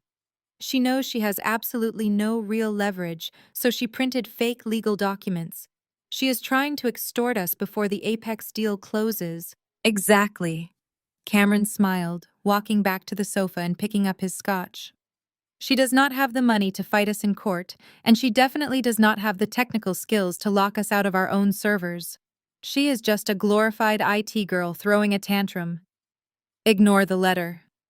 Bradley nodded, his confidence fully restored by his own massive ego. He picked up his desk phone and immediately dialed the direct extension for the head of the Vanguard Information Technology Department. Marcus Bradley barked into the receiver the second the line connected. "I need you to completely wipe Nora from the internal network right now. Do not just suspend her account. I want you to actively bypass her master administrative credentials and lock her out of the integration algorithm permanently." There was a brief pause on the other end of the line. Sir Marcus replied, his voice hesitant. "She built the back-end security architecture from scratch. Bypassing her master encryption requires a direct manual override from her personal workstation." "I do not care what it requires," Bradley yelled, his face turning red with sudden fury. "Hack the password, break the firewall. Do whatever you have to do to secure that code by the end of the day. If you cannot get past her basic security protocols, I will fire your entire department and replace you with people who can." Bradley slammed the phone down onto the receiver, terminating the call. He picked up the cease and desist order and violently crumpled it into a tight ball, tossing it directly into the metal trash can next to his desk. "Problem solved," Bradley said, straightening his tie and glaring at the city skyline. "Let her try to lock us out. We hold all the cards." The two men raised their glasses in a silent, arrogant toast, entirely unaware that the 24-hour countdown had officially begun and their entire corporate empire was already bleeding out. The countdown hit zero precisely at 9 o'clock on Wednesday morning. The bustling trading floor of Vanguard Pay was operating at peak capacity, processing millions of dollars in rapid microtransactions. Bradley was standing at the head of the glass-walled conference room, pointing at a projection of the third quarter earnings. Cameron was seated next to him, aggressively texting on his phone. Everything was functioning exactly as it always had, until the digital heartbeat of the entire company flatlined. It did not happen slowly. There was no warning lag or buffering icon. In a single simultaneous catastrophic moment, every single monitor on the executive floor flickered and instantly turned a violently bright shade of crimson. A massive error code flashed across the projection screen in the conference room, bathing Bradley's face in a harsh red glow. The low hum of keyboard clicking abruptly stopped, replaced by a wave of confused gasps from the trading floor. The client integration system, the absolute core engine of Vanguard Pay, went completely dark. The catastrophic failure cascaded through the network in milliseconds. Real-time transaction numbers froze on the screens before plummeting straight to zero. Millions of dollars in pending client transfers were immediately trapped in digital limbo. Traders scrambled frantically, slamming their phones and violently rebooting their desktop computers. It was entirely useless. The entire proprietary software was heavily encrypted and entirely locked down, both legally and technically. My kill switch had executed flawlessly, demanding a proprietary decryption key that only I possessed. Within 30 seconds, the external phone lines began to ring. It started as a few isolated chirps but rapidly escalated into a deafening, synchronized scream as furious corporate clients realized their massive capital transfers were blocked. Cameron dropped his phone onto the desk, his arrogant facade instantly shattering. We have a meeting with the Apex Global Final Audit team in less than 2 days. Cameron stammered, his voice pitching upward in pure panic. If they see this, we are completely dead. The heavy glass door to the conference room burst open. Marcus, the head of the Information Technology Department, sprinted into the room. He was no longer wearing his usual calm demeanor. He looked absolutely terrified, his face pale and drenched in nervous sweat. He ignored Cameron and ran directly to Bradley, clutching a diagnostic tablet to his chest. The entire network is gone, Marcus gasped, fighting to catch his breath. The integration algorithm severed itself from the main servers. I told you to bypass her security yesterday, Bradley roared, throwing his presentation pointer violently against the wall.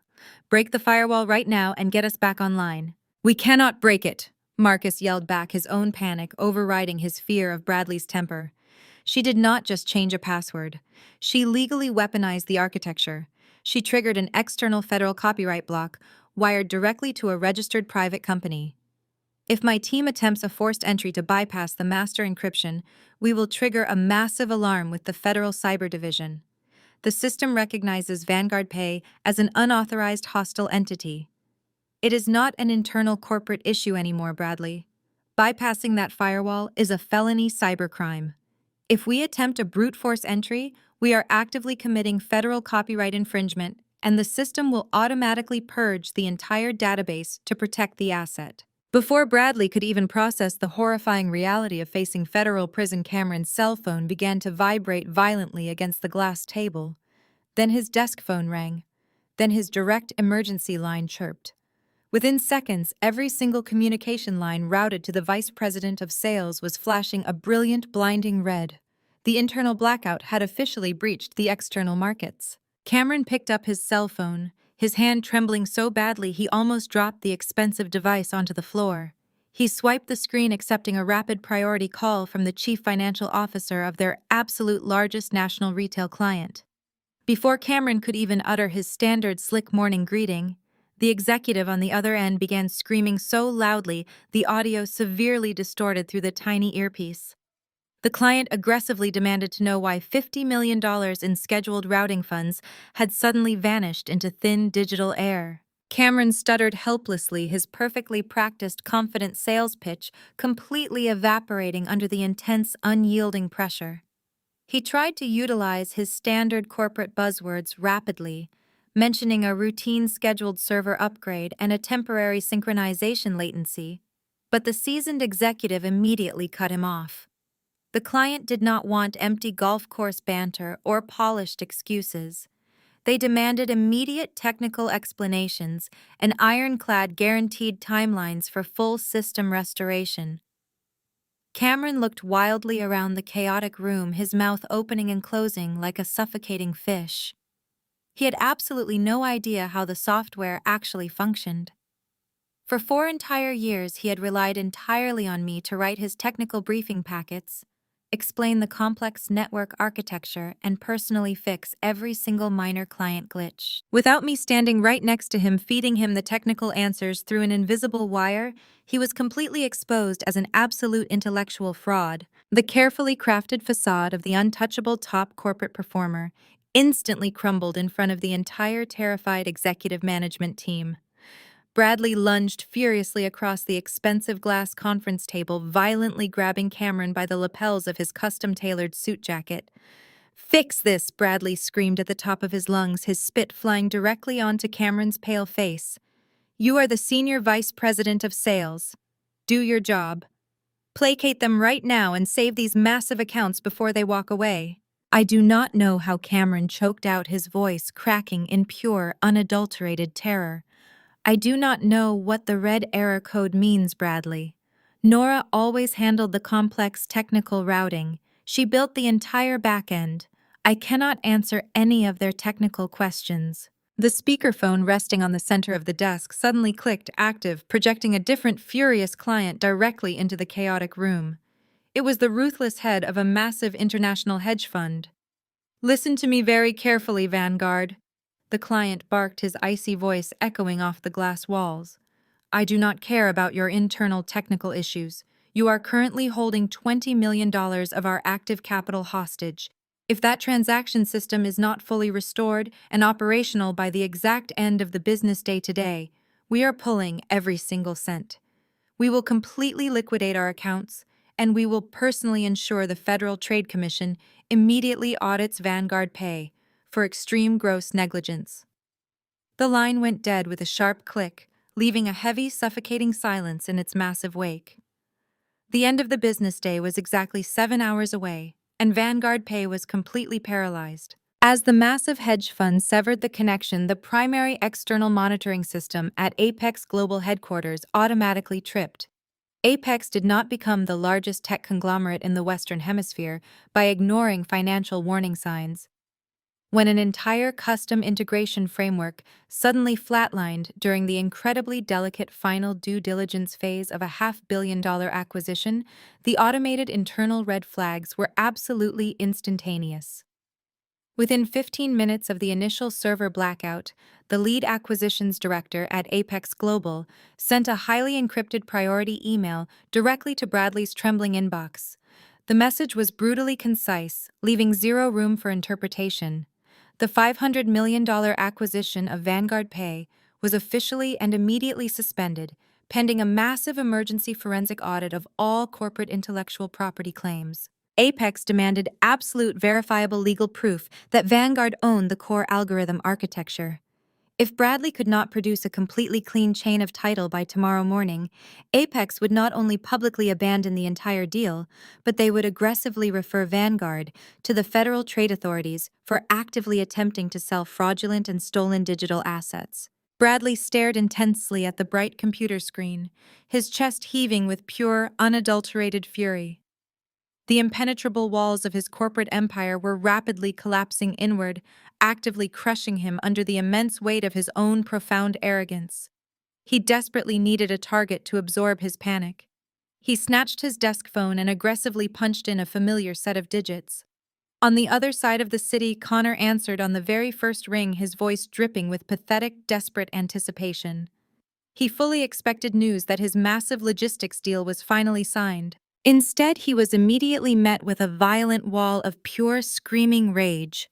Bradley did not bother to greet him. He unleashed a vicious, relentless verbal assault, explicitly blaming Connor for his absolute failure to emotionally control his sister.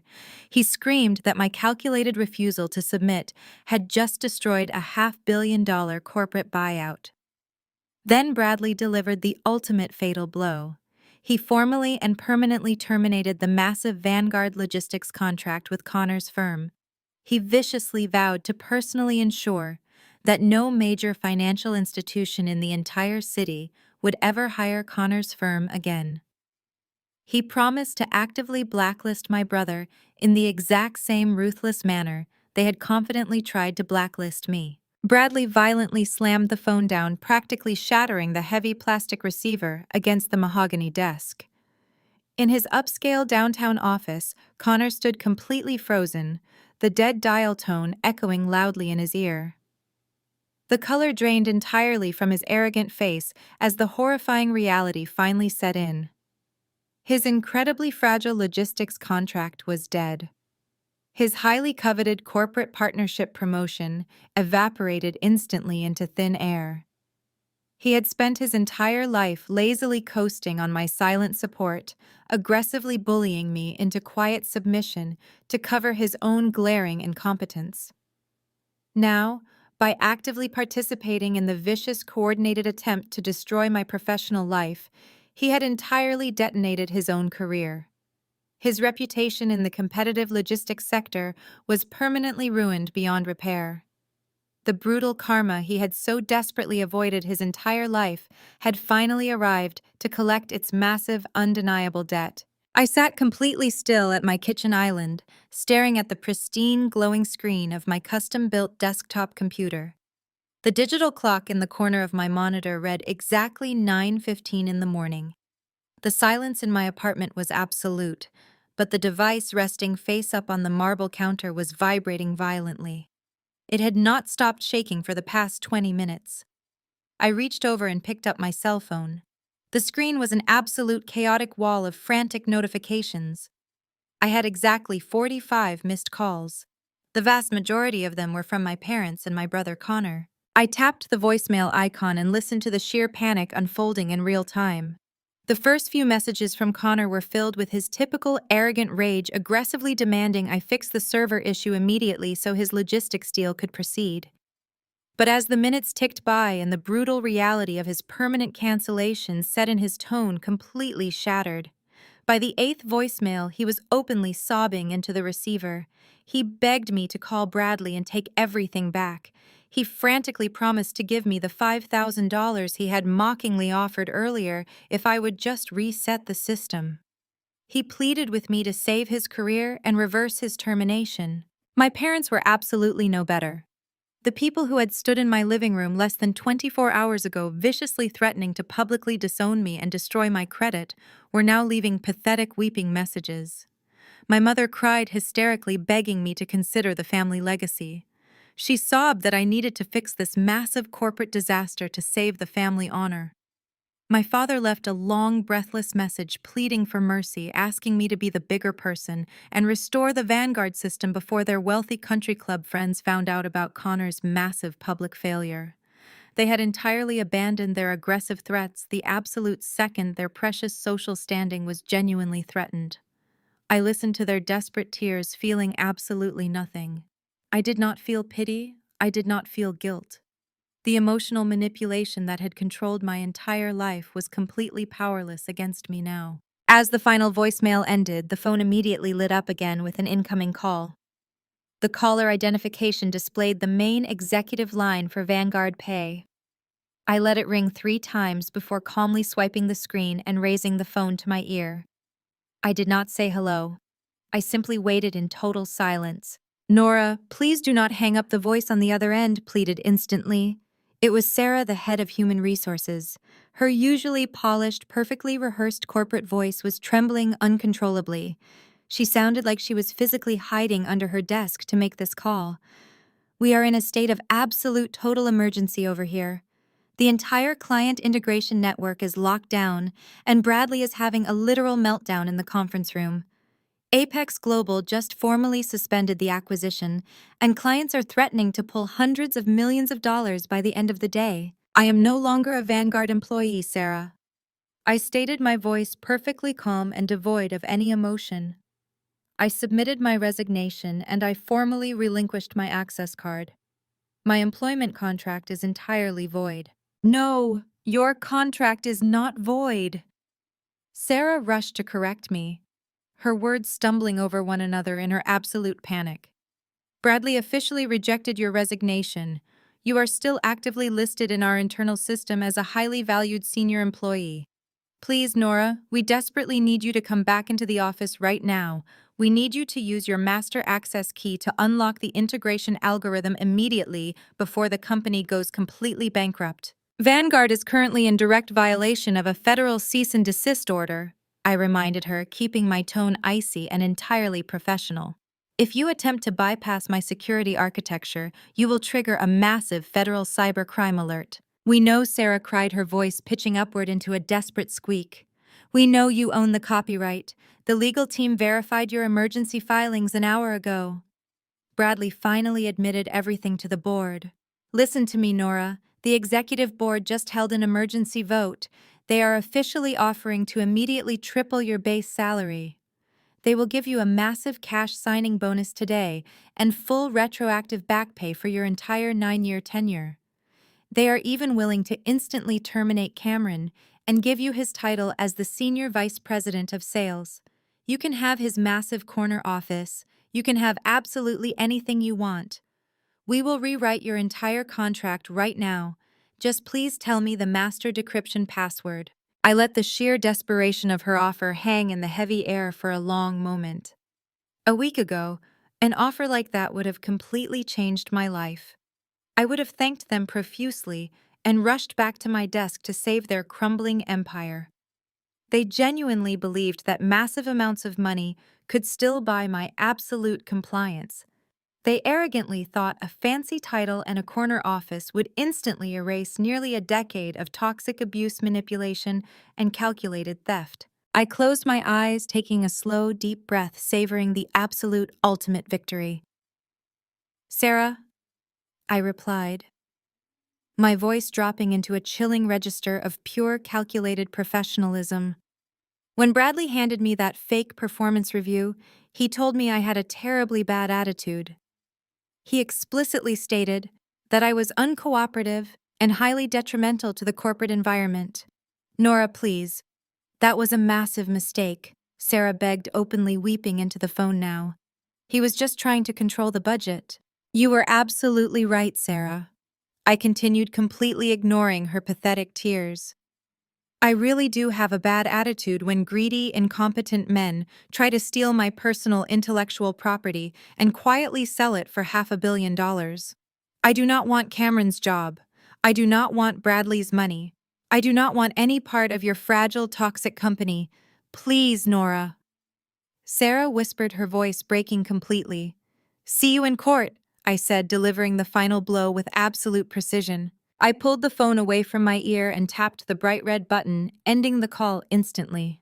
I opened my contacts list and systematically navigated to my family group.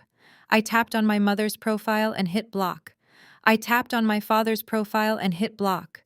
I tapped on Connor's profile and hit block, permanently severing their access to my life.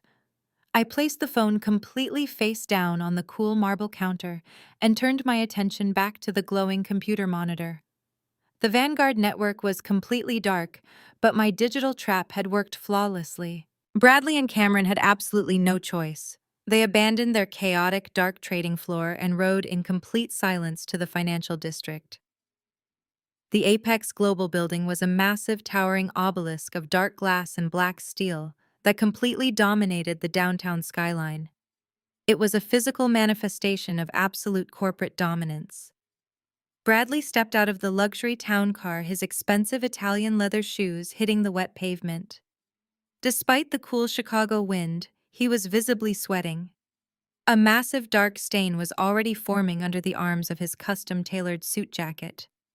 Cameron looked even worse, his face a sickly shade of gray as he nervously adjusted his silk tie for the 10th time. Pull yourself together, Cameron Bradley hissed, grabbing his vice president by the arm and dragging him toward the towering glass revolving doors. We are walking into the biggest boardroom in the city.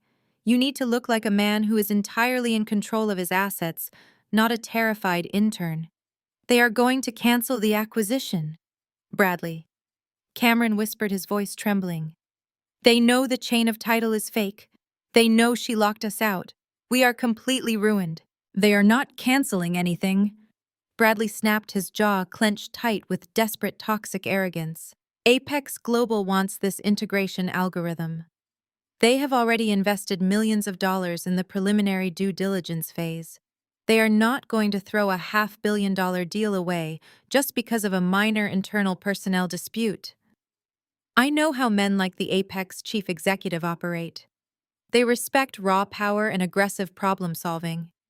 We go up there and we confidently assure them that this is a temporary nuisance. And what exactly do we say about Nora? Cameron asked, stumbling slightly as they entered the massive marble lobby. We tell them the absolute truth. Bradley lied smoothly, stepping into the private executive elevator. We tell them she is a severely disgruntled former employee, experiencing a massive psychological breakdown. We tell them she illegally hacked our secure servers as a pathetic revenge tactic because she was passed over for a routine promotion. We assure Apex that our elite internal legal team is already handling the situation. I will personally promise them that I will aggressively wring the algorithm out of her by the end of the business day. Once we crush her, Apex gets their clean title and we get our massive payout. Cameron nodded frantically, desperately wanting to believe the arrogant fiction his boss was spinning. The elevator shot upward at a terrifying speed, making their stomachs drop.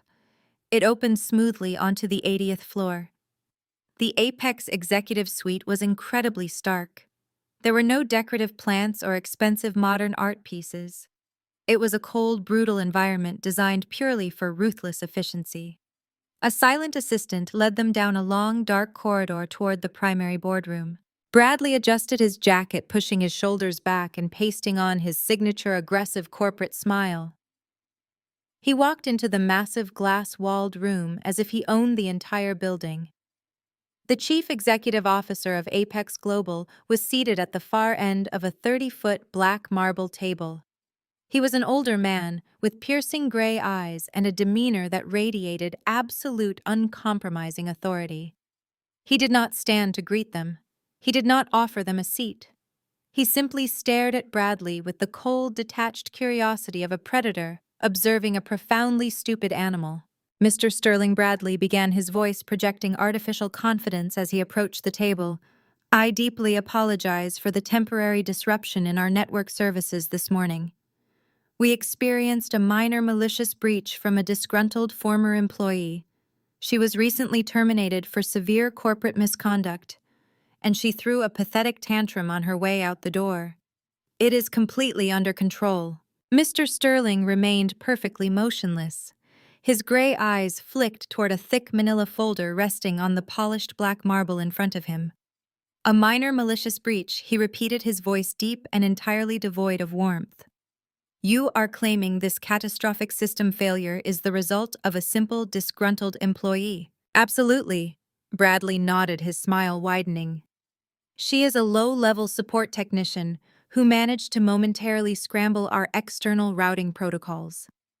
She claims she owns the core algorithm, but her legal filings are completely fraudulent. My legal team is already drafting the federal extortion charges.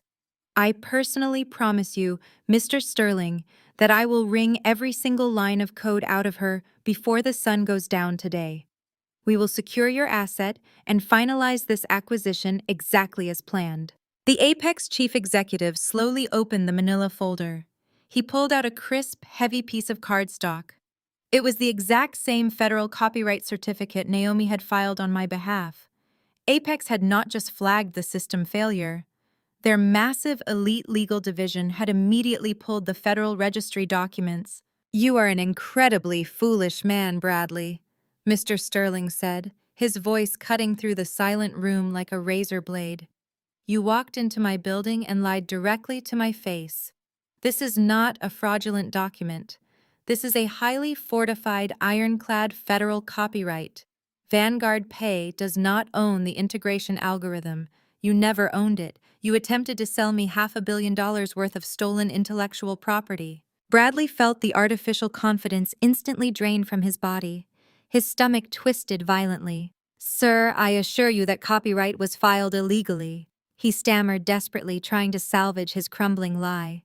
"She stole the code from our secure servers. I will force her to sign the intellectual property transfer today. I will handle her." "You will not handle anything," Mr. Sterling interrupted, his tone dripping with absolute disdain. "Apex Global does not do business with incompetent thieves who cannot even secure their own back-end architecture. We certainly do not rely on desperate men who use extortion to cover their massive professional failures." Cameron let out a pathetic whimpering sound, taking a slow step backward toward the heavy glass doors. He knew the deal was completely dead, but Mr. Sterling Bradley pleaded, dropping all pretense of authority and resorting to pure begging. "The algorithm is the most valuable asset on the entire market. You need that software to complete your global network integration. You cannot just abandon the deal." "Oh, I am not abandoning the software," Mr. Sterling replied, a cold, dangerous smile finally appearing on his weathered face. "Apex Global fully intends to acquire the complete legal rights to the integration algorithm today, but we will not be paying Vanguard Pay a single cent." Bradley stared at the powerful man in pure, absolute confusion. "If you are not buying it from us, how exactly do you plan to acquire it?" Mr. Sterling closed the manila folder and leaned back in his leather chair. "Because, Bradley, I do not need you to wring the code out of a disgruntled employee. The absolute brilliant creator and sole legal owner of the algorithm is already sitting right here in my boardroom." The heavy oak paneling on the far side of the massive room suddenly slid open with a soft mechanical hum. Bradley and Cameron snapped their heads toward the sound, their eyes widening in absolute, unadulterated horror. They completely froze, instantly paralyzed by the impossible reality walking out of the shadows. Walking perfectly in step beside me was Naomi. She looked like a highly lethal corporate weapon, wearing a sleek black blazer and carrying a massive dark leather briefcase. The physical reaction from the Vanguard executives was absolute and immediate. Cameron let out a choked, desperate gasp, physically recoiling backward until his spine violently collided with the thick glass wall of the boardroom. He looked as though he had just seen a literal ghost rising directly from the floorboards. Bradley simply stood there, his mouth hanging completely open, his eyes bulging in pure, unadulterated shock. The massive veins in his neck pulsed wildly against his expensive silk collar as his brain desperately tried to process the catastrophic power shift occurring right in front of him. "What the hell is she doing here?" Bradley finally managed to scream, his voice cracking severely under the intense, overwhelming pressure. "Mr. Sterling, this is the severely unhinged employee I just told you about. She has absolutely no authorization to be in this building. Nora, I am ordering you to leave this boardroom immediately and return to your desk." I did not flinch. I did not avert my gaze. I walked directly to the massive black marble table and took a seat, deliberately placing myself directly across from the Apex chief executive. Naomi stood tall right beside my chair. She calmly unlatched her heavy leather briefcase and pulled out a towering stack of heavily tabbed legal documents. She dropped the massive stack onto the polished marble with a loud, definitive thud that echoed sharply off the cold glass walls. "You are in absolutely no position to issue orders, Bradley," Naomi stated, her voice ringing with chilling, uncompromising legal authority. "My client is Nora, the sole legal architect and undisputed owner of the core integration algorithm. You are currently looking at the original certified federal copyright filings, the raw encrypted timestamps of the primary code deployment, and the explicit independent contractor loophole actively buried deep within your own terribly drafted boilerplate employment agreement." Naomi leaned forward, sliding the primary contract directly across the table toward the trembling chief executive of Vanguard Pay. "You utilized a standard generic template downloaded from a discount legal service for her original hiring packet. You actively refused to update her contract when you forced her to build the massive back-end infrastructure because you simply did not want to trigger a mandatory salary review. That staggering display of cheap, toxic corporate greed officially classified her revolutionary work as an independent, unattached digital asset. You never paid her a development bonus. You never filed a provisional patent. You never required her to sign a comprehensive non-compete clause governing independent structural inventions." Bradley lunged forward, his face turning a dangerous, violent shade of crimson. "That is entirely a lie," he spat furiously, pounding his closed fist onto the table. "Vanguard Pay owns everything she created on our time. We own her. We will tie her up in aggressive corporate litigation until she is entirely bankrupt. We will drag her through the federal courts for the next 20 solid years. You will not be dragging anyone into court." Mr. Sterling suddenly interrupted, his deep, resonant voice, instantly silencing Bradley's pathetic tantrum. The Apex chief executive leaned forward, resting his elbows on the black marble. "My elite internal legal division spent the last 3 hours forensically dismantling these exact documents. They verified every single line of code and every single legal precedent. Vanguard Pay has absolutely zero legal standing. You own absolutely nothing. Your entire corporate valuation was entirely built on a massive fraudulent lie." Cameron began to openly weep, sliding slowly down the glass wall until he was practically sitting on the floor holding his head in his hands. Bradley stared at Mr. Sterling, his arrogant, polished facade finally cracking into a pathetic mask of pure terror. "But the acquisition," Bradley pleaded, his voice dropping into a desperate whisper. "We have a signed letter of intent. We are scheduled to finalize the $500 million merger this exact afternoon." "We were scheduled to finalize a merger," Mr. Sterling corrected him, a cold, predatory smile returning to his weathered face. "But Apex Global is no longer interested in acquiring a hollow shell company entirely managed by incompetent executives who actively alienate their only valuable technical assets. I officially canceled the Vanguard acquisition 20 minutes ago." The absolute silence in the boardroom was utterly deafening. Bradley looked like he had been physically struck by a massive speeding freight train. If you canceled our acquisition, then why are we even here? He choked out, the remaining color draining rapidly from his face. Why did you summon us to this building? I summoned you so you could personally witness the massive fatal consequences of your own profound arrogance, Mr. Sterling replied, gesturing elegantly toward me. Apex Global does not need to acquire Vanguard Pay to secure the network integration software. We simply bypassed your fragile, failing infrastructure entirely.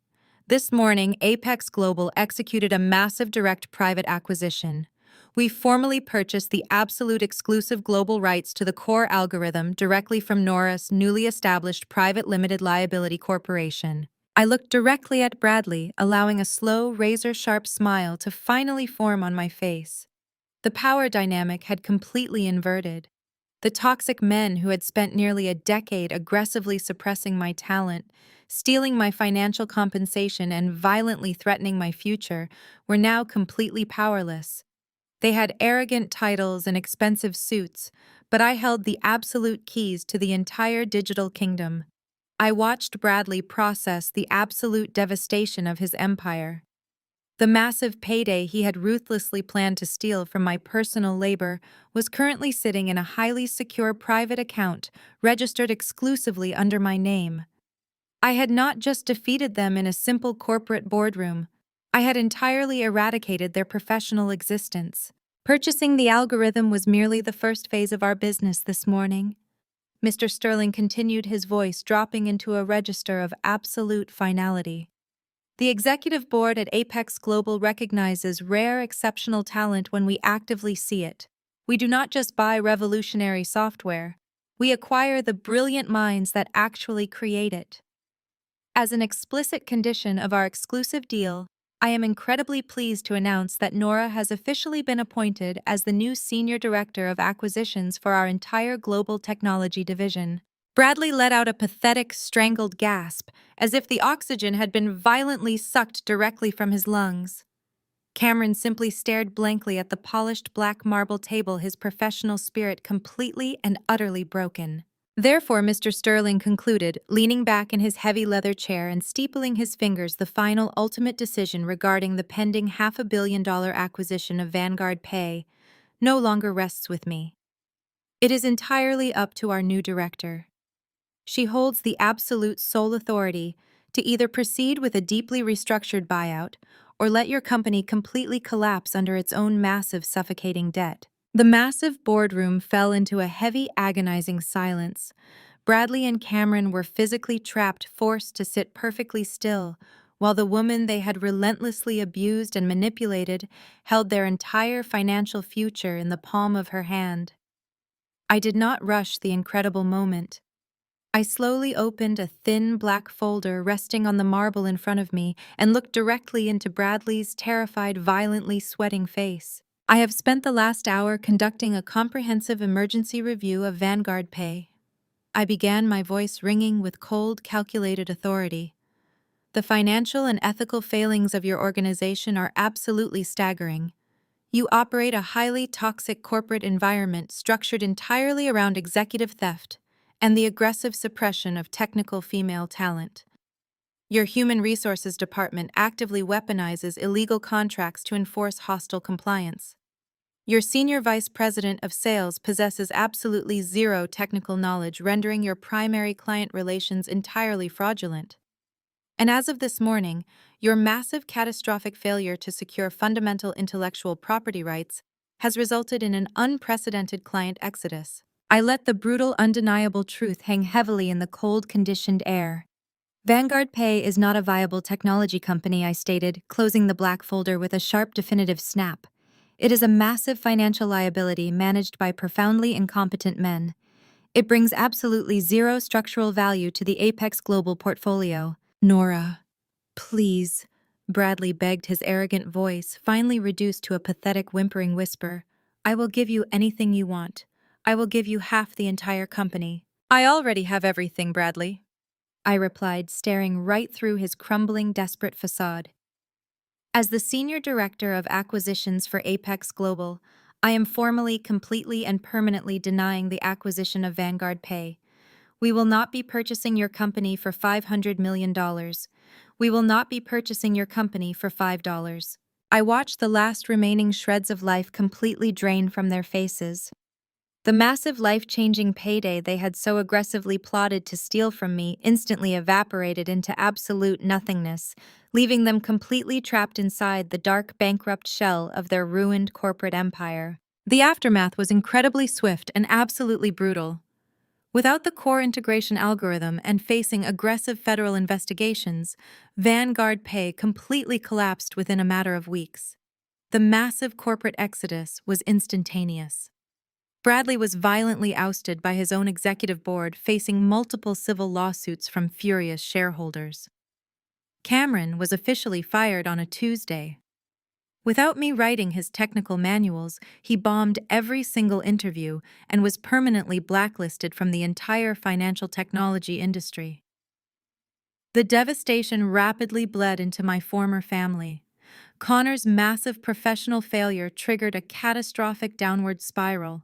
He lost his high-paying logistics job and rapidly accumulated staggering amounts of legal and financial debt. My parents, desperate to protect their precious golden boy, were forced to quietly sell their sprawling luxury suburban home to cover his massive mounting liabilities. Their perfectly curated country club social standing evaporated overnight. They tried to crawl back exactly 1 month later.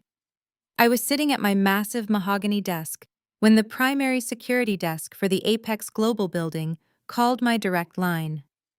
The guard informed me that an older couple claiming to be my parents was aggressively demanding to see me in the main lobby. I looked at the live security feed on my monitor, watching them nervously clutch their expensive coats, looking incredibly small and pathetic in the towering marble atrium. I pressed the intercom button and delivered my final absolute judgment. I do not know those people, I told the guard calmly. Have them permanently removed from the premises. I watched the security team escort them out into the freezing Chicago rain, severing that toxic dead weight from my life forever. Naomi executed her own flawless exit strategy. She officially filed for divorce from Connor, completely blinding him with an ironclad prenuptial agreement she had forced him to sign years ago. Utilizing her massive cut of the Vanguard settlement fees, she immediately launched her own high-end intellectual property law firm situated exactly 3 floors directly below my new office. Later that evening, Naomi and I stood by the massive floor-to-ceiling windows of my corner office. The sprawling Chicago skyline glittered brilliantly beneath us, a sprawling sea of endless bright possibilities. We gently clinked 2 heavy crystal flutes of expensive vintage champagne together, celebrating our absolute unquestionable victory. We had successfully beaten a deeply toxic system at its own aggressive game. We did not just survive the blatant manipulation and the calculated corporate theft.